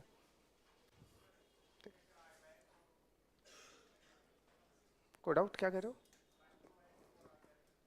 कितनी बार बताऊं भाई मेरे, माइक्रोवाइड का मतलब आप माइक्रो कोड लिख रहे हो, आपको हर बार कोड करना पड़ेगा, और उस कोड को करके कहाँ डालोगे, रोम में डालोगे। बचपन में जब छोटे थे तो एक फोन आता था छोटा सा, याद है, चल छैया छैया छैया वाला, उसमें एक दबाने से गाना आता था, दो दबाने से गाना आता था, तीन दबाने से गाना आता था, समझो तुम्हें तुम्हारे तरीके से समझा दे तो आता था। तो वो कैसा था, वो माइक्रोवाइड था। माइक्रोवाइड का मतलब किस बटन पे कौन सा गाना बजेगा ये आपने बना के, और उसके अंदर एक रोम चिप लगी होती थी, तभी तो परमानेंट था। अब जब भी आप गाना बजाओगे हमेशा वही बजता था, लेकिन किसी और ने क्या किया, वो छैया छैया की जगह कुछ और दूसरा गाना लगा दिया होगा, ट्रेंड था ना। अरे अभी एक 10 गाने बढ़िया लगते हैं तो 0 से 9 से 10 गाने आज वो लग गए, आने वाले टाइम पे और नए 10 गाने आ जाएंगे, तो अगले वाले फोन में और नए 10 गाने मिलेंगे। तो वो किस तरह का आर्किटेक्चर है, वो हार्डवेयर, वो आपका माइक्रोवाइड होता है, जिसमें आपने अपनी मैन मेमोरी के अंदर यानी रोम के अंदर एक कोड लिखा है, और वो कोड ट्रिगर होगा जब आप ऑपरेशन परफॉर्म करोगे। जब आप एक कर रहे हो, एक दबा रहे हो तो एक ऑपरेशन परफॉर्म हो रहा है, जब आप दो दबा रहे हो तो एक ऑपरेशन परफॉर्म हो रहा है, दैट्स कॉल्ड हार्डवाइड। माइक्रोवाइड हार्डवाइड में ऐसा कुछ नहीं होगा, एक बार अगर बना दिया वो फिर बदलेगा ही नहीं, बदलेगा ही नहीं, मतलब आपने हार्डवेयर बना रखे हैं डेडिकेटेड। जिसलिए आज का हमारा कंप्यूटर रहता है उसमें आप कब कब से कोड लिखने लग गए, आप तो कीबोर्ड से सिर्फ बटन प्रेस करते हो, प्लस माइनस जो करना है, सब कुछ तो ऑटोमेटिक परफॉर्म होता है ना। तो आपका कंट्रोल यूनिट कैसा होता है, हार्डवेयर होता है, ठीक है, जिसमें सब कुछ ऑलरेडी हार्डवेयर की फॉर्म में डिजाइंड है। मतलब ऐसे याद रखना, माइक्रोवाइड मतलब कोड लिखना पड़ रहा है, और हार्डवेयर का मतलब है हार्डवेयर बनाया गया। आपको एडिशन करना है तो चलो तुम्हारे तरीके से समझाता हूँ, तो एक एडर बना दिया गया, अब ठीक है। आपको मल्टीप्लाई करना है तो एक मल्टीप्लायर बना दिया गया, पढ़े होंगे ना एडर, मल्टीप्लायर, सबट्रैक्टर, वो सारे इसी दिन के लिए बनाए गए थे कि जब भी आपको कोई ऑपरेशन करना है उस ऑपरेशन का भी एक सर्किट बना दो, तो दैट्स योर कंट्रोल यूनिट, ठीक है। तो और कोई डाउट? चलो आगे, चलो बढ़िया। तो आईएसए होता क्या है, आईएसए में क्या क्या होता है, और मेनली जो आईएसए के स्ट्रक्चर्स हैं जो आपको समझ आना चाहिए, आरआईएससी वर्सेस सीआईएससी। चलो अब यहाँ से अब हम आते हैं आगे, और पहले जो भी मैं आगे पढ़ाने वाला हूँ उससे पहले एक छोटी सी चीज़ आपको पढ़ा देता हूँ, आपके सारे रजिस्टर्स, क्योंकि बिना रजिस्टर्स को इंट्रोड्यूस किए मैं आगे किसी भी चीज़ को ढंग से नहीं पढ़ा पाऊंगा। और मैं चाह रहा था आपको हर एक चीज़ माइक्रो, जो आपके माइक्रो ऑपरेशंस होते हैं ना उनके टर्म में लिख के दिखाऊं, जिसे हम बोलते हैं आरटीएल, समझाऊंगा, है ना। पर उससे पहले एक बार आप एक जनरल सा टॉपिक है पढ़ लो, क्योंकि इसके बगैर आप कुछ नहीं पढ़ पाओगे। तो एक बार रजिस्टर के जितने भी रजिस्टर्स होते हैं अप्रोक्सीमेटली हम 8 टाइप के रजिस्टर्स पढ़ते हैं। तो 8 के 8 टाइप में अभी आपको आपके दिमाग में छाप देता हूँ, और अगर क्लास में ढंग से सुनोगे तो भूलोगे भी नहीं, कम से कम 10 दिन तो नहीं भूलोगे, उसके बाद तो तुम किसी याद नहीं रखते। तो फिर रिवाइज करते रहना, जो 8 दिन 10 दिन के बाद भूलने वाले हो तो 10वें दिन एक बार रिवाइज कर लेना, तो और 10 दिन तक याद रह जाएंगे। ठीक है, तो चलो। तो पहले मैं आपको, अब मैं क्या करूँ, अब मैं छोटे छोटे पार्ट तोड़ूंगा। मुझे पढ़ाना इंस्ट्रक्शन का फॉर्मेट ही है, मुझे यही पढ़ाना है। ऑपकोड क्या होता है, ऑपरेंट्स क्या होता है, एड्रेसिंग मोड्स क्या होता है, मैं सब ये पढ़ाऊंगा बट टेक्निकल तरीके से। अंदर जो हो रहा है ना पूरा साइकिल आपको चला के दिखाऊंगा, क्योंकि एट द एंड हमें इंस्ट्रक्शन साइकिल एग्जीक्यूट करना है। उसमें फेच क्या होता है, डिकोड क्या होता है, एग्जीक्यूट क्या होता है, स्टोर क्या होता है, इंटरप्ट क्या होता है, हम सब पढ़ेंगे। ठीक है, तो उसके लिए पहली चीज है रजिस्टर। तो सबसे पहली बात, व्हाट इज रजिस्टर?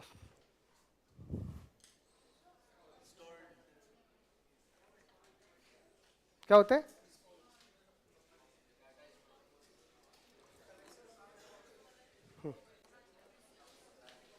रजिस्टर जो होता है वो आपका एक फ्लिप फ्लॉप होता है। ठीक है,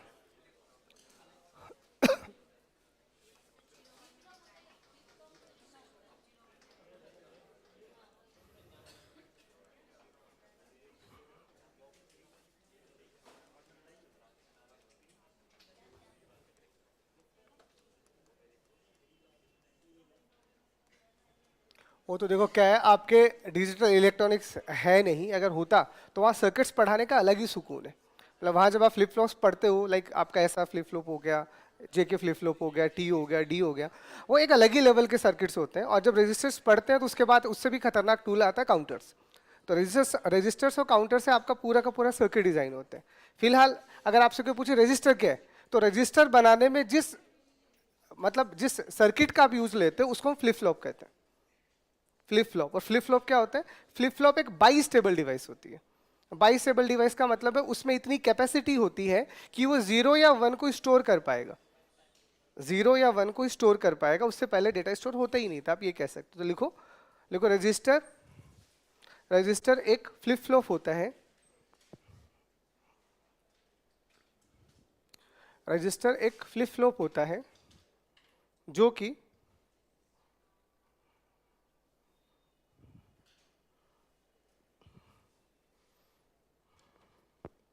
रजिस्टर एक फ्लिप फ्लॉप होता है जो कि एक बाई स्टेबल डिवाइस होता है।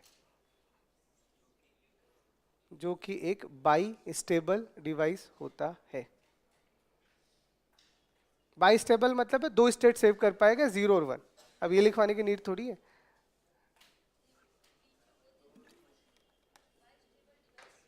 हाँ जी बिल्कुल, बाई स्टेबल डिवाइस होता है। अब बाई स्टेबल डिवाइस होता है, just for your knowledge, one flip flop store only 1 bit. So for n bit register,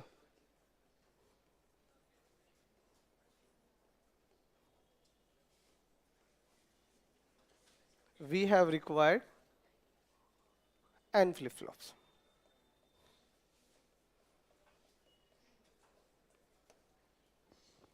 ठीक है, तो इसमें लिखो एक फ्लिप फ्लॉप, एक फ्लिप फ्लॉप सिर्फ एक ही बिट को स्टोर करता है।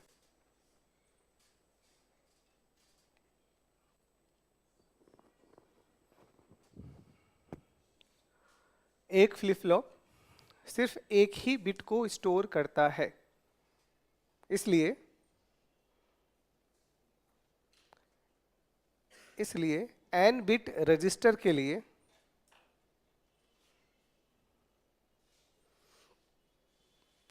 n बिट रजिस्टर के लिए हमें n बिट रजिस्टर के लिए हमें n फ्लिप फ्लॉप की आवश्यकता होती है।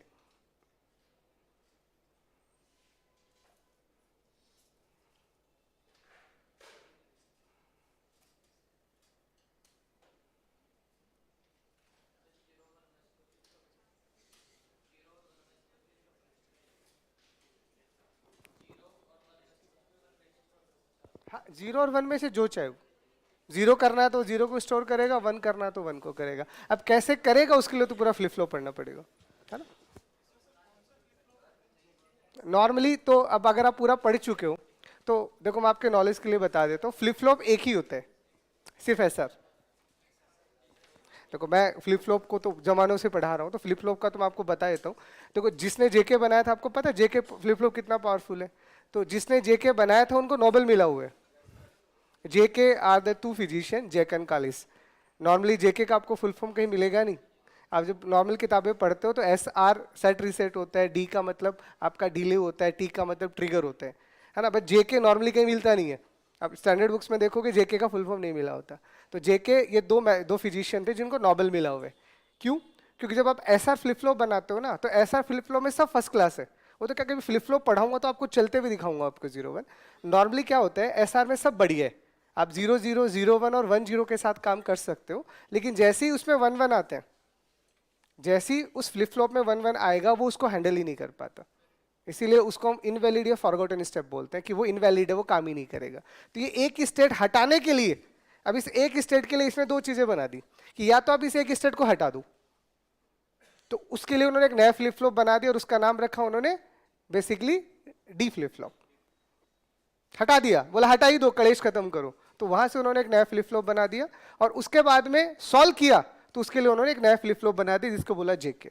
होता एक ही फ्लिप फ्लॉप है, लेकिन याद रखना बाकी तीन तो उसमें जो दिक्कतें थी उसको सॉल्व करने के लिए बनाए जाते हैं।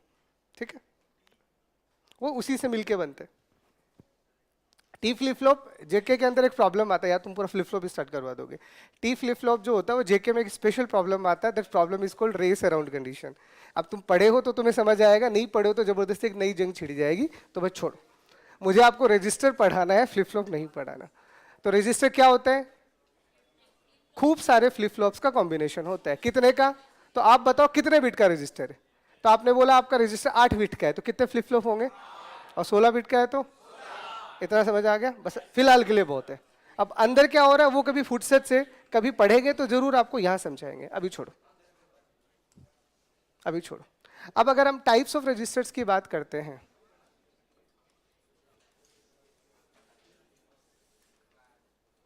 तो देखो हमारे पास टोटल कितने टाइप के रजिस्टर होते हैं?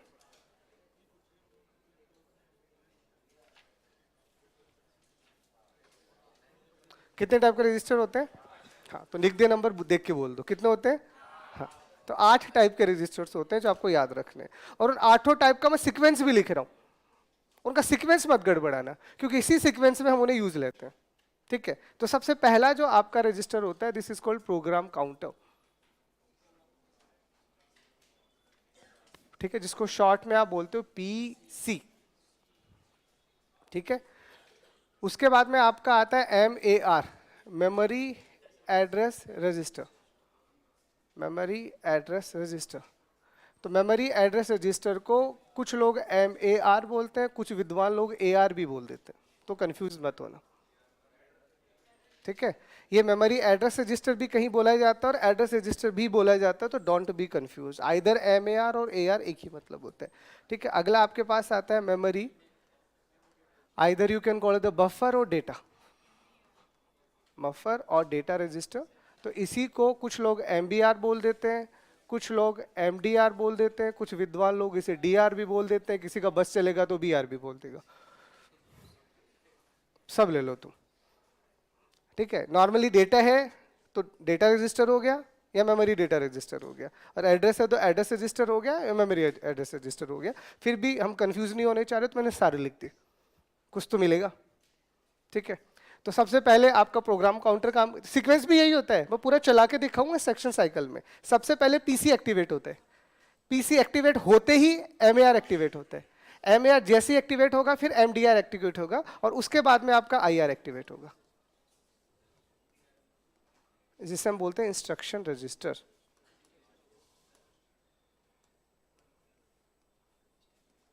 इंस्ट्रक्शन रजिस्टर जिसे शॉर्ट में आप बोलते हो IR।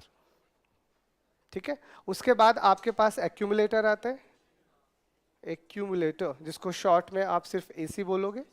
ठीक है, उसके बाद में आपका स्टैक पॉइंटर आता है जिसको आप SP बोलोगे। उसके बाद आपका फ्लैग रजिस्टर आता है, फ्लैग रजिस्टर या इसी को हम बोलते हैं PSW, प्रोग्राम स्टेटस वर्ड।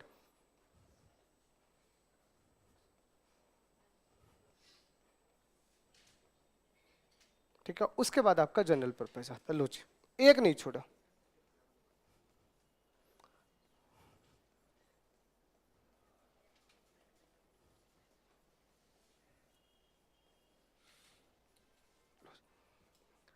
तो कैसे भी करके कोई भी नीति या रणनीति लगा के ये 8 नाम आपको याद रखने,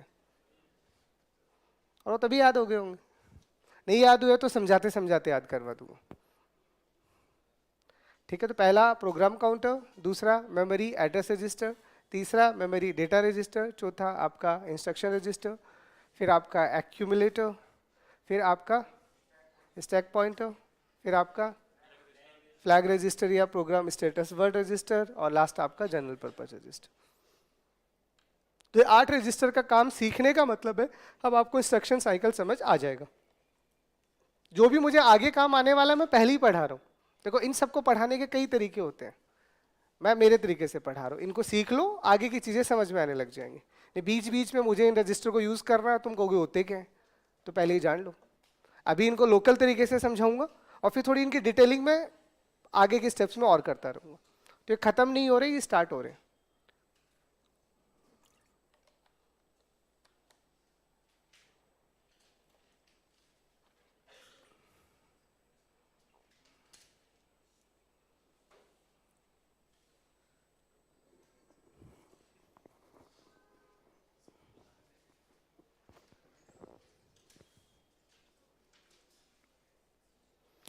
लिख लिए नाम? नहीं लिखे? देख लो तो।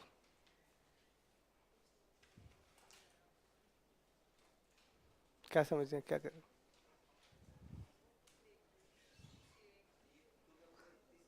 अभी सीओए का बुक कुछ समझ नहीं आएगा। इस बुक में जो आधे टेढ़े क्वेश्चन दिए हैं ना, उसको पढ़ाने समझने के लिए मुझे बहुत कुछ पढ़ाना पड़ेगा।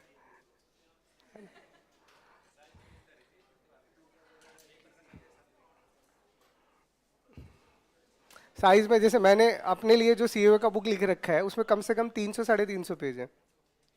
तुम अगर बुक की साइज की बात करते हो तो बुकों की जितनी, देखो तुम लोग क्या आजकल उल्टी प्रजाति के लोग हो, इंस्टाग्राम वाले 5-5 सेकंड वाले। कंटेंट वो अच्छा रहता है जिसमें ज्यादा लिखा हुआ होता है। देखो क्या होता है, ज्यादा पढ़ोगे तो याद कम रहेगा। कम रखने का मतलब जितना चाहिए उतना याद रह जाएगा, पर तुम किसी टॉपिक में लाइन ही 5 याद करते हो तो तुम्हें याद क्या ही रहेगा फिर। और क्या गारंटी उस 5 लाइनों को आपने डिटेल से समझा है। इसीलिए मैं कोशिश करता हूँ डिटेल से चीजें समझाने की, और लास्ट में एट द एंड उतना तो याद रह जाएगा जितना जरूरी है। ठीक है, तो चलो। तो सबसे पहले हम आते हैं पीसी के पास में। लिखो तो क्या होता है प्रोग्राम काउंटर?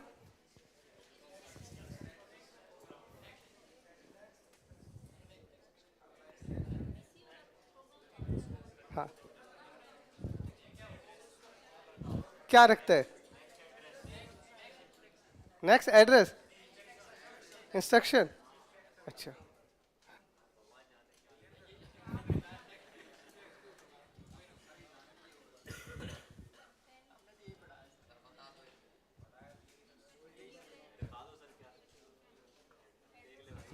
नहीं, नॉट एड्रेस। अगर तुम एड्रेस बोलते हो तो गलत है। तो PC contains first address of next instruction. मतलब अगर आप ऐसा बोलते हो कि पीसी जो है वो अगले इंस्ट्रक्शन का एड्रेस कंटेन करता है, तो फिर आप जानते ही नहीं पीसी के बारे में। पीसी क्या करता है वो अभी आपको चलता हुआ दिखाएंगे पीसी को।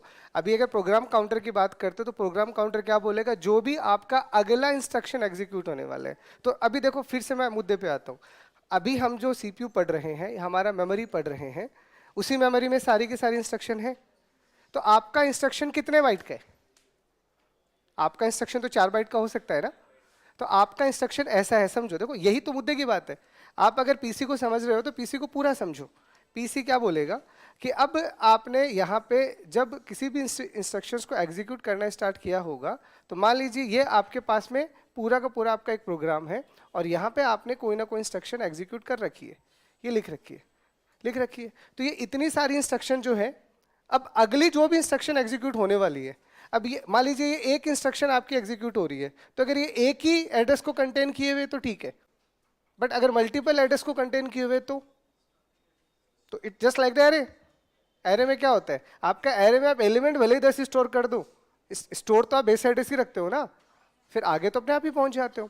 तो इसका मतलब जब भी आप यहाँ पे इन इंस्ट्रक्शंस को एग्जीक्यूट करोगे, तो यहाँ पे अगर आपके पास में अगर आपका सीपीयू रहा होगा जिसके अंदर एक टिंगा सा नन्ना मुन्ना सा ये पीसी बैठा होगा, ठीक है, तो पीसी क्या बताएगा आपको, पीसी आपको ये बताएगा कि भैया कौन सा वाला इंस्ट्रक्शन नेक्स्ट एग्जीक्यूट होने वाला है, ठीक है। अब वो इंस्ट्रक्शन कितना भी बड़ा हो सकता है, वो इंस्ट्रक्शन कितना भी बड़ा हो सकता है, लेकिन जो भी वो इंस्ट्रक्शन होगा उसका फर्स्ट एड्रेस यहाँ पे आएगा। फॉर एग्जांपल मैं ये कहूँ कि ये मेरी एड्रेसेस हैं, ये ऐसे है 100, 101, 102, 103 एंड सो ऑन। मेरा इंस्ट्रक्शन जो है वो 4 बाइट का है फॉर एग्जांपल। अब ठीक है, तो एक मेरा इंस्ट्रक्शन अगर 4 बाइट का है तो ये पूरी इंस्ट्रक्शन एग्जीक्यूट होगी ना, तो बाइट एड्रेसेबल हमारा एड्रेस है, तो उस इंस्ट्रक्शन के पहले एड्रेस को मैं पीसी में डाल दूंगा जो अभी एग्जीक्यूट नहीं हुआ है, होने वाला है। तो अब जैसे ही आपका एग्जीक्यूशन स्टार्ट होगा, पीसी के पास में 100 है, तो अब हमें यह पता चला अगला नंबर किसका आने वाला है। तो अगला नंबर जिस भी इंस्ट्रक्शन का आने वाला है वो आपके पास में 4 बाइट का है फॉर एग्जाम्पल, और उस 4 बाइट के अंदर ये जो पहला वाला बाइट है ये हमने पीसी को दी है। That's the meaning of PC. तो प्रोग्राम काउंटर जो भी आपकी अगली इंस्ट्रक्शन है उसके फर्स्ट एड्रेस को स्टोर करते हैं, क्योंकि इंस्ट्रक्शन तो कितने भी एड्रेसेस कंटेन कर सकती है, पढ़ा ना हमने, बाइट एड्रेसेबल और वर्ड एड्रेसेबल। आपने कहाँ बोला बाइट का है या वर्ड का है, तो बाइट का है तो ठीक है, एक बाइट में एक इंस्ट्रक्शन आ जाएगी, बट वर्ड का हुआ तो 4 बाइट में भी तो एक वर्ड आपका इंस्ट्रक्शन आ सकता है ना। It is just like that, ठीक है। तो पहले क्लियर कि पीसी क्या कंटेन करेगा, लिख लो, हिंदी में लिख रहे हो तो लिखो। PC contain first address of next instruction. अरे मैं बोल नेक्स्ट इंस्ट्रक्शन ही रहा हूं, लिख एड्रेस दिया मैंने, तो लिखो, लिखो पीसी, पीसी जो भी अगला इंस्ट्रक्शन होता है, पीसी जो भी अगला इंस्ट्रक्शन होता है उसका फर्स्ट एड्रेस स्टोर करते हैं, उसका फर्स्ट एड्रेस स्टोर करता है।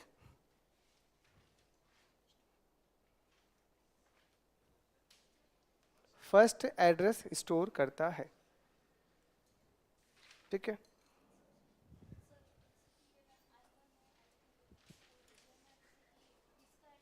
अरे आप एक बार के लिए I1, I2, I3 को तो गोली मारो। अरे हाँ, तो आप ये कह दो ये एक इंस्ट्रक्शन है, अब ठीक है, तो मैं तुम्हारे तरीके से समझा देता हूँ। ये एक इंस्ट्रक्शन है जो मेरे पास में 4 बाइट में स्टोर है, 4 बाइट का इंस्ट्रक्शन है, तो इसका मतलब मैं पीसी को क्या दूं, तो मैं कहूँगा पहले वाला बाइट दे दो, तो जो फर्स्ट एड्रेस है वो पीसी के पास चला गया, ठीक है। या तो इस डायग्राम को ऐसे बना लो जो मैंने यहाँ लिख रखा है, या फिर उधर मैंने पूरा लिख ही दिया, तो इसको हटा के इसको ये कर दो कि पीसी अब किसको अलोकेट करेगा, इसको। अब ठीक है, ये डायग्राम प्रॉपर है, ये बना लो। अभी समझते तो पीसी के हर एक रजिस्टर के बारे में आपको लगभग सब बताऊंगा जो आपको आगे भी काम आएगा। तो पहली कहानी क्लियर कि पीसी हमेशा जो भी अगला इंस्ट्रक्शन एग्जीक्यूट होने वाला है उसका पहला एड्रेस इंस्टॉल करता है, ठीक है। अब यहां से क्या होगा, जब आपके पास ये इंस्ट्रक्शन फैच होगा, बाद में हम इंस्ट्रक्शन साइकिल पढ़ने वाले हैं, तो अब जैसे ही आपके पास में ये इंस्ट्रक्शन फैच हो जाएगा, पीसी ऑटोमेटिकली इंक्रीज हो जाता है। अगर आपके पास में फिलहाल 100 है, ठीक है, और जैसे ये इंस्ट्रक्शन यहाँ से निकल जाएगा, फैच हो जाएगा, कैसे बाद में सीखेंगे, तो जैसे ही इंस्ट्रक्शन आपका फैच हो जाएगा पीसी का वैल्यू ऑटोमेटिकली इंक्रीज हो जाएगा, ऑटोमेटिकली, ठीक है। तो इसी में अगले स्टेप में लिखो, आप after fetching the first address of instruction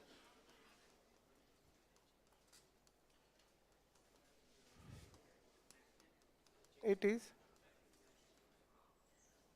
automatically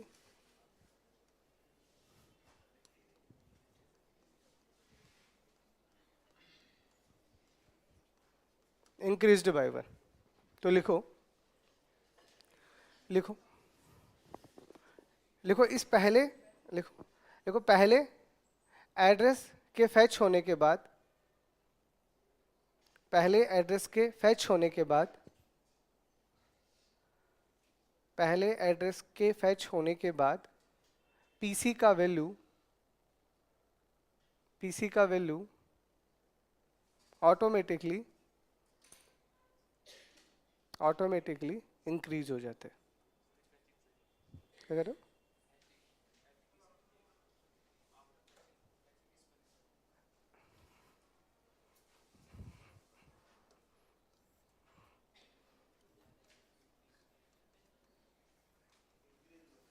ठीक है, हाँ, अपने आप इंक्रीज हो जाता है। इंक्रीज तो वन ही से ही होगा यहाँ पे ना, ये अपने आप एक से इंक्रीज हो जाता है।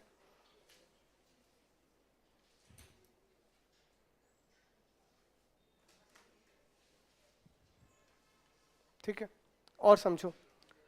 अब आपसे अगर पूछे कि बताइए जो भी आपका पीसी है यानी प्रोग्राम काउंटर, उसका साइज कितना होता है?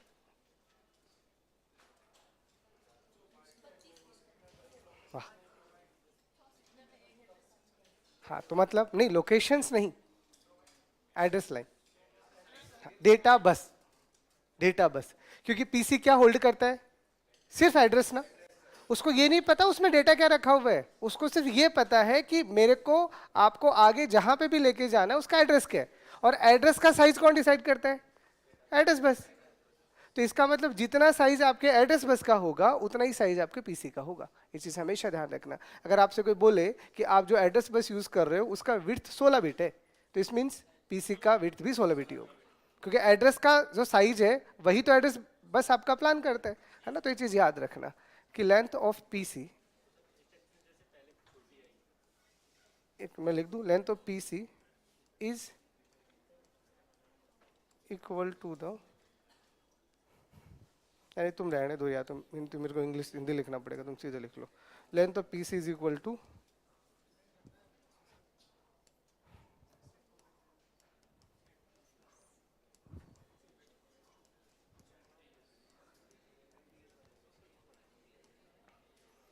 तो आप ये कह दो एड्रेस बस का विड्थ कितना है, आप ये कह दो एड्रेस लाइन कितनी है। ठीक है, हाँ अब कोई कुछ बोल रहा था, कुछ पूछना है किसी को? तेरे को पूछना था क्या? हाँ बता।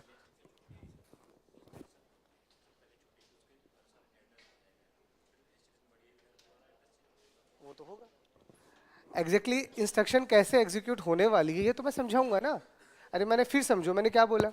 मैंने आपको सिंपल सा ये बोला कि आपका इंस्ट्रक्शन 4 बाइट का है, बट एक बार में तो एक ही बाइट निकला, तो पूरा डेटा आ गया क्या? पूरा डेटा तो 32 बिट का है। तो जब तक पूरा का पूरा 32 बिट मेरे पास आएगा नहीं, मैं उस पर प्रोसेसिंग कैसे करूंगा? तो पीसी का काम एक एक बिट को उठा उठा के देना है। वो जाएगा कहाँ? वो जाएगा फाइनली आईआर के पास, और जब आईआर के पास जाएगा तो धीरे धीरे समझा दूं या अभी बता दूं? अरे आप आउट ऑफ द बॉक्स मत जाओ, आपको जो पूछना है सबके जवाब मिलेंगे धीरे धीरे। अभी आप समझो मैंने आपको क्या बोला। अगर आपका डेटा इतना बड़ा है, मतलब वही मैं हेक्सा में लिख देता हूं, तो आपका पूरा डेटा 32 बिट का ऐसा था, ए बी 023425। अब ये पूरा का पूरा डेटा जब जाएगा तभी तो कैलकुलेशन करेगा, तो ये पूरा का पूरा एक साथ तो जा ही नहीं रहा। तो पीसी का काम क्या है? पहले बाइट को लेना, पहले बाइट का एड्रेस इसके पास है, तो अब अगली बारी एड्रेस किसको देगा? ये एमएआर को देगा। तो एमएआर को बोलेगा कि भैया अगली बार जो इंस्ट्रक्शन एग्जीक्यूट होने वाला है उसका एड्रेस मेरे पास है, तो तुझे जब करवाना हो तो मेरे से ले लेना। और जैसे ही ये एड्रेस एमएआर को दे देगा खुद एक बढ़ जाएगा। आपने, अब मैं अगले रजिस्टर पे आऊंगा तब बता दूंगा, यही सारा लिखूंगा तो थोड़ा अच्छा नहीं लगता। तो मैंने यहाँ पीसी में सिर्फ पीसी की बातें की है, मैंने अब आगे जाऊंगा तो भी पीसी की बातें होंगी और बार बार होगी। ये एक बार मुझे समझाना जरूरी था। ठीक, चले आगे, कोई डाउट? बढ़िया, चलो दूसरा। दूसरा आपके पास आता है MAR,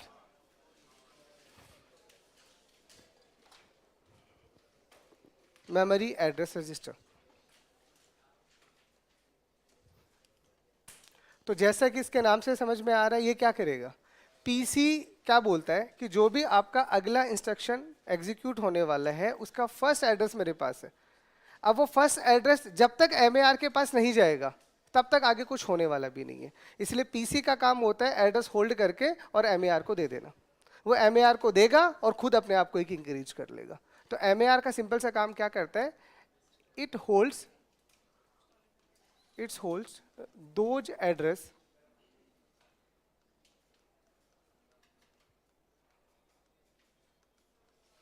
which is provided by program counter. Address he hold करेगा, बट कौन सा वाला वो भी पता होना चाहिए। तो पूरा लिख लो, लिखो एमएआर फुल फॉर्म तो लिखवा दिया ना, बार बार थोड़ी लिखो।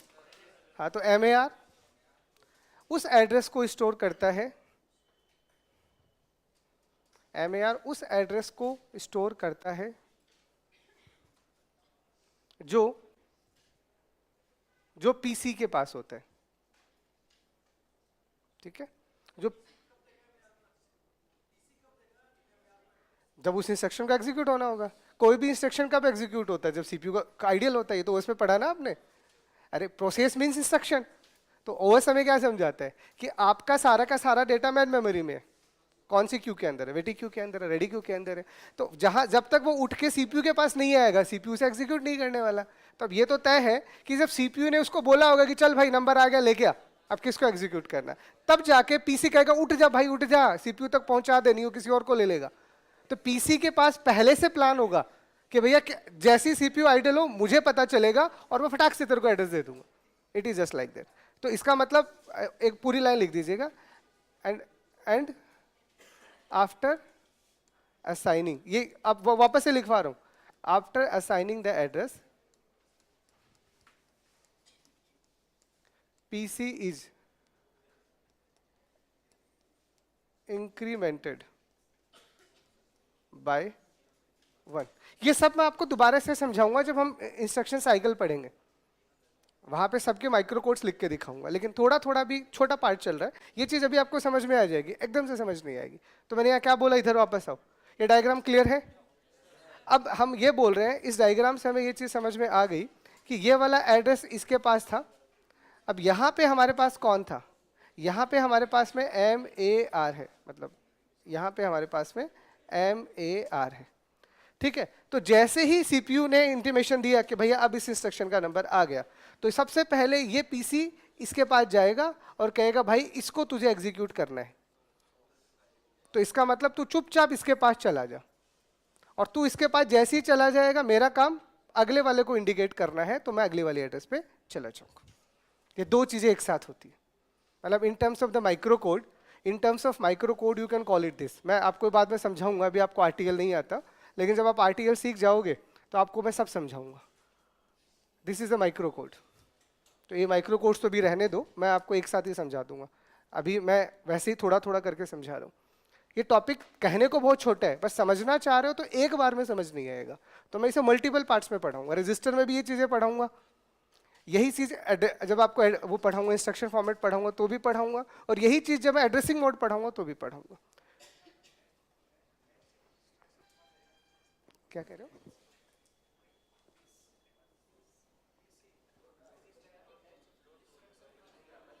अगले एड्रेस के पास जाएगा, अगला इंस्ट्रक्शन थोड़ी होगा। अभी वो पूरा इंस्ट्रक्शन कहाँ फैच हुआ है? इंस्ट्रक्शन थोड़ा थोड़ा करके फैच होता है, थोड़ा थोड़ा करके। तो आपने 32 बिट का इंस्ट्रक्शन दिया, पहले 8 बिट का एड्रेस पीसी के पास था, पीसी ने वो 8 बिट का एड्रेस किसको दे दिया? एमएआर को दे दिया, और खुद अगले 8 बिट के पास चला गया। अब ये 8 बिट का एड्रेस आ गया, अब इस एड्रेस से डेटा निकलेगा।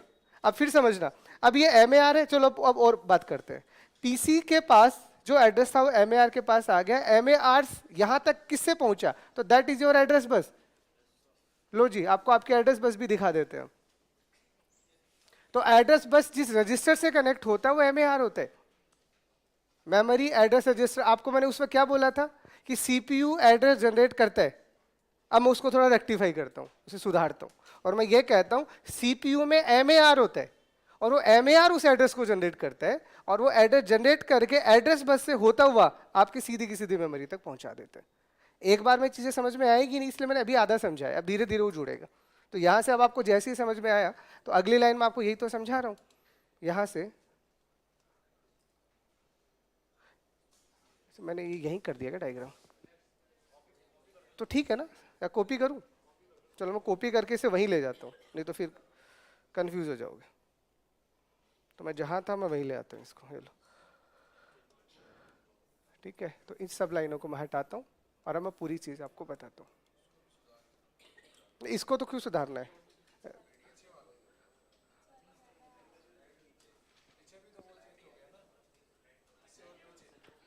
अच्छा, उसको सुधारना है क्या? अरे यार अब रहने दो, चलो अब इतना सारा इरेज होगा भी नहीं, हो गया क्या? चलो ठीक है,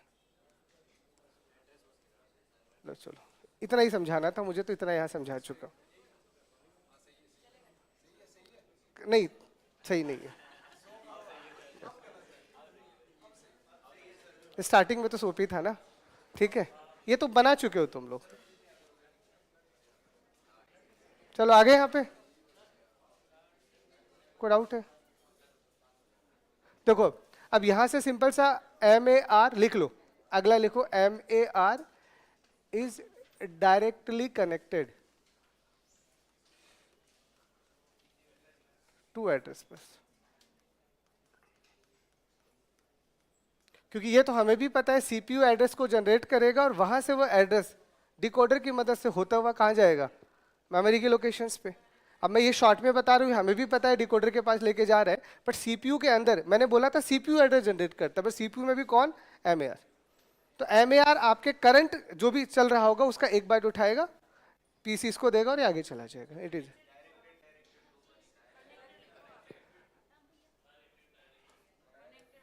अरे तो समझ में आता है ना, तो तुम लिख लो, लिख लो, लिखो, अब पूरा लिखो। लिखो MAR,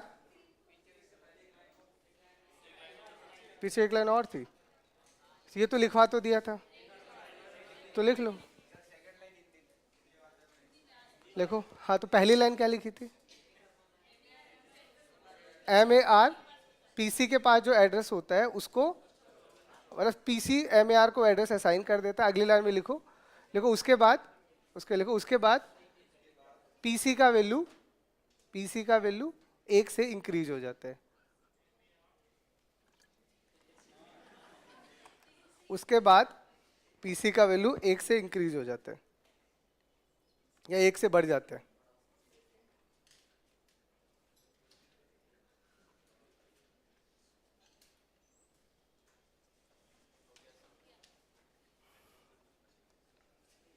अब आगे लिखो, इसमें लिखो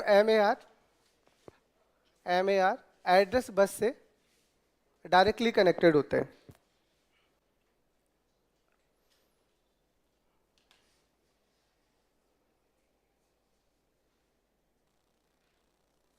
MAR एड्रेस बस से डायरेक्टली कनेक्टेड होते हैं। ठीक है, तो अब ये पूरा डायग्राम, मतलब उससे पहले क्या था, मैं इसको थोड़ा सा आपको समझाने के लिए बना रहा हूं कि इससे पहले यहां पे ये इसको लोकेट कर रहा था, लेकिन जैसे ही इसने ये वाला एड्रेस इसको दे दिया, ये यहां से हटके यहां पे आ गया। पहला चीज, ये एड्रेस यहां पे आ गया और यहां से यहां तक कैसे जाएगा? With the help of address bus. ठीक है, अब फिर से आपको पूछे कि MAR का लेंथ कितना होता है, तो रख तो ये भी एड्रेस ही रहे, वो जो था वो जिस एड्रेस को रखे हुए वही एड्रेस कॉपी पेस्ट होके यहाँ हो गया। तो इसका मतलब अगर हमसे कोई MAR का लेंथ पूछे तो MAR का लेंथ भी वही होता है जो PC का होता है। ठीक है, तो इसका मतलब विड्थ ऑफ एड्रेस बस।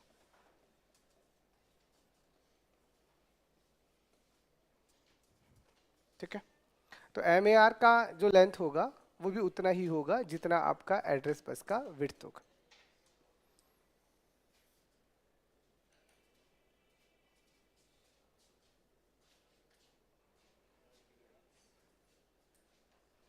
ये डायग्राम बनाते जाओ, चीजें क्लियर होती रहेंगी। फिर जब इंस्ट्रक्शन साइकिल पढ़ेंगे तो ये चीजें मल्टीपल एक साथ चलेंगे, तो वो साइकिल्स हम लास्ट में सीखेंगे।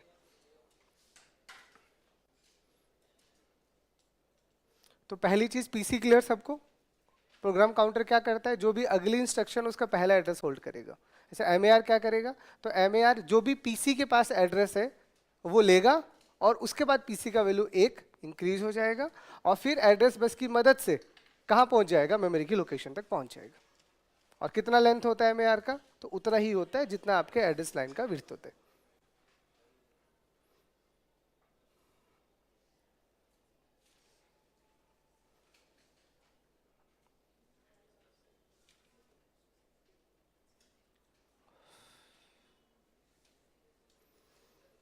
देख लिया?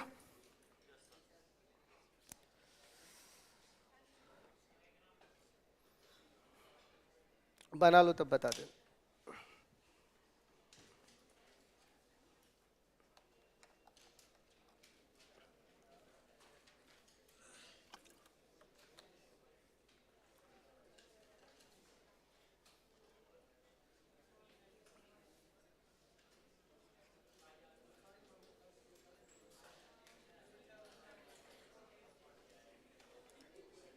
लिख लिया?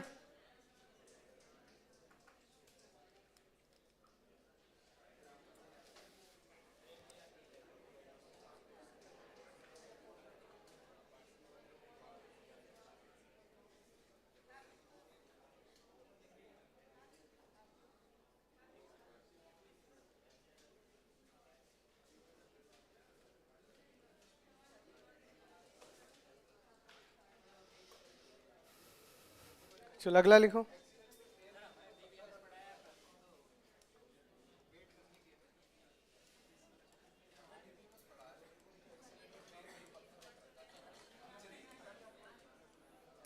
क्या कर रहे हो?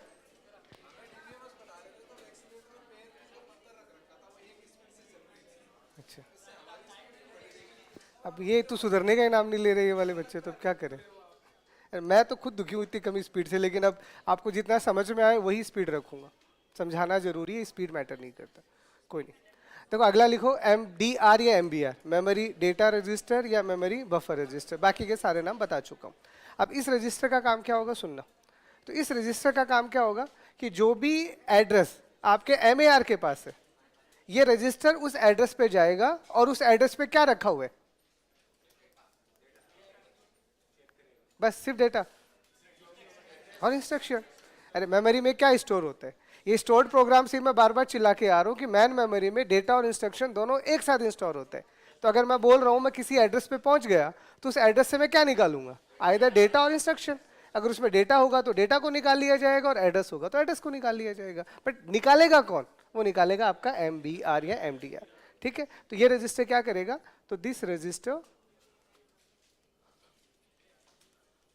fetch the data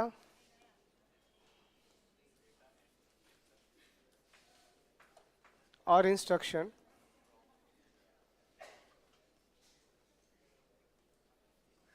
of those address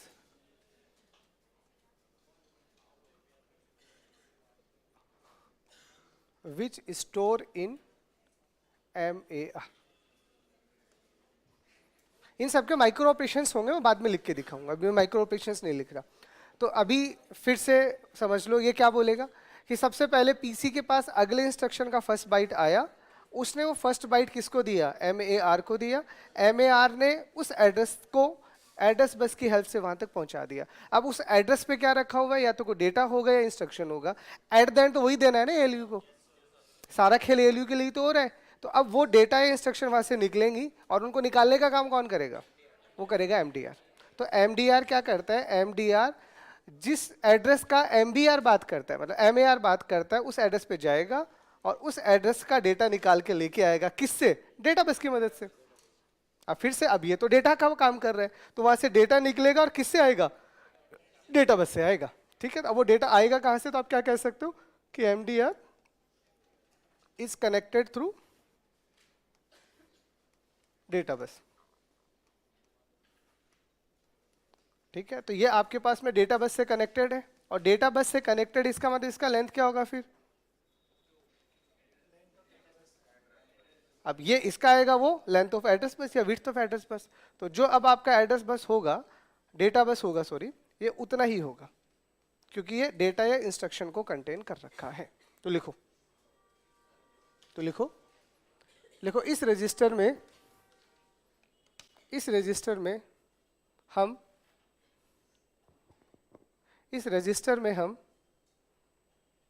जो एड्रेस MAR के पास है, जो एड्रेस MAR के पास है, वहां से डेटा और इंस्ट्रक्शन को फैच करके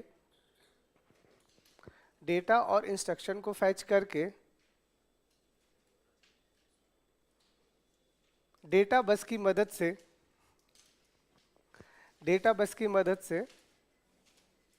MDR में स्टोर करते हैं। डेटा बस की मदद से MDR में स्टोर करते हैं।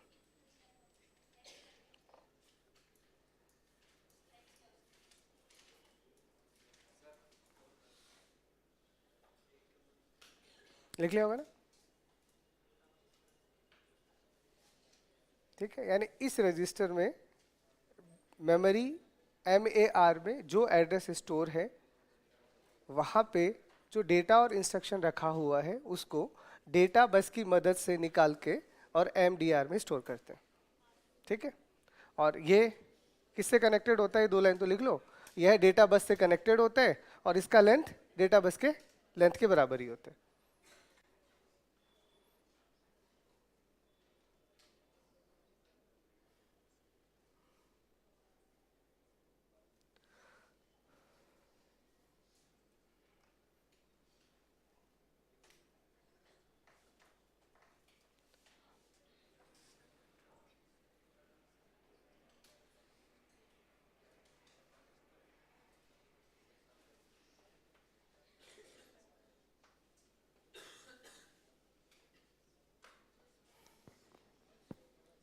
ठीक है, लिख लिया?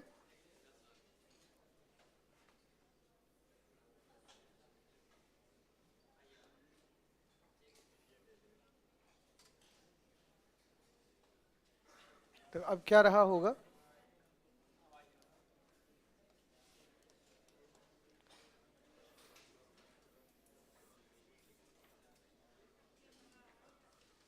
अब यहां से हमारे पास में यहां पे कहीं कौन होगा? अरे अभी इसको तो लिख लो पहले, MDR को। ये रहा MDR। अभी आओगे IR के पास, MDR का काम तो कर लेने दो।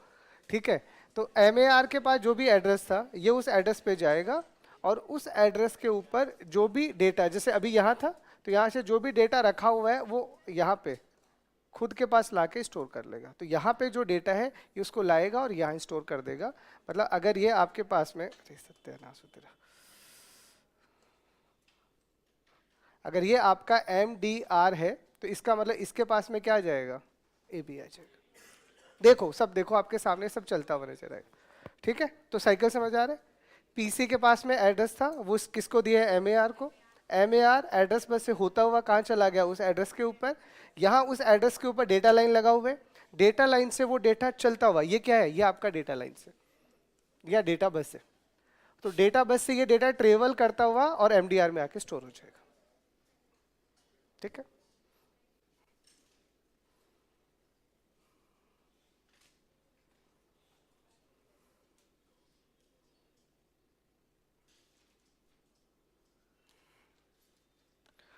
तो अभी क्या हुआ? अभी तो सिर्फ क्या पूरा इंस्ट्रक्शन फैच हो गया?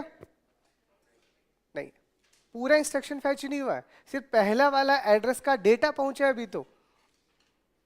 ऐसे ही फिर क्या होगा? ऐसे ही फिर अगले वाले एड्रेस का डेटा पहुंचेगा, फिर उसका अगले वाले का एड्रेस का पहुंचेगा और फिर अगले वाले का पहुंचेगा। तो 32 के 32 बिट 8-8 बाइट करके MDR में आते रहेंगे और MDR उस डेटा को कहां ट्रांसफर करेगा? IR में ट्रांसफर करेगा। तो एट द एंड आपका पूरा इंस्ट्रक्शन IR में स्टोर होता है। इसीलिए हम कहते हैं IR में क्या स्टोर होगा? Current executing instruction. तो जो भी करंट में आपका इंस्ट्रक्शन एग्जीक्यूट हो रहा है वो IR के पास होते हैं, और उसका लेंथ कितना होगा? जितना इंस्ट्रक्शन का लेंथ है। सिंपल बात है। अब इंस्ट्रक्शन का लेंथ अगर आपका 32 बिट का था तो अभी तक तो आप 8-8 बिट में लेके आ रहे थे, बट क्या सारे के सारे 32 बिट आए? तो अभी तक स्टार्ट कुछ नहीं हुआ, अभी तो फैच हो रहे हैं। अभी तक तो चीजें निकल निकल के आ रही है, एग्जीक्यूशन और डिकोडिंग तो बाकी रहेगी, वो अपन बाद में भी सीखेंगे। ठीक है,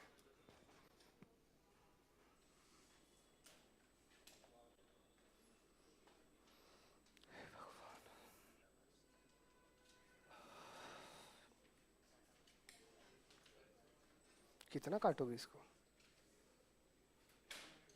डायग्राम्स को देखो, कोशिश किया करो। देखो पहली चीज तो मैंने आपको पहले ही बोला था, मैंने आपको पहले बोला था जहां तक हो सके व्हाइट नोटबुक बनाओ। चलो नहीं फॉलो किया, कोई बात नहीं है। डायग्राम अगर आप बना रहे हो इन एनी सब्जेक्ट, बड़े बनाया करो, छोटे डायग्राम्स विजिबल नहीं होते। और जहां तक हो सके पेंसिल से डायग्राम मत बनाया करो, क्योंकि एचबी पेंसिल से लिखा हुआ जो रहेगा वो अपने आप इरेज हो जाएगा। लंबे टाइम तक अगर स्टेबिलिटी चाहिए तो आप पेन से बनाया करो। और इतने बड़े हो चुके अब भी गलतियां करोगे क्या बच्चों वाली? क्या कर, ठीक है, लिख लिया तो काफी है।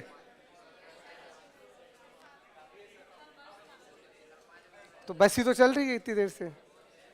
अरे पहले एड्रेस बस चल रही थी, अब डेटा बस चली, अब तुम बोल रहे हो बस चल रही है, तो बस ही बस चल रही है। चलो चलो ठीक है, ठीक है। तो ये तीनों क्लियर पहले, बाकी फिर नेक्स्ट क्लास में देखते हैं।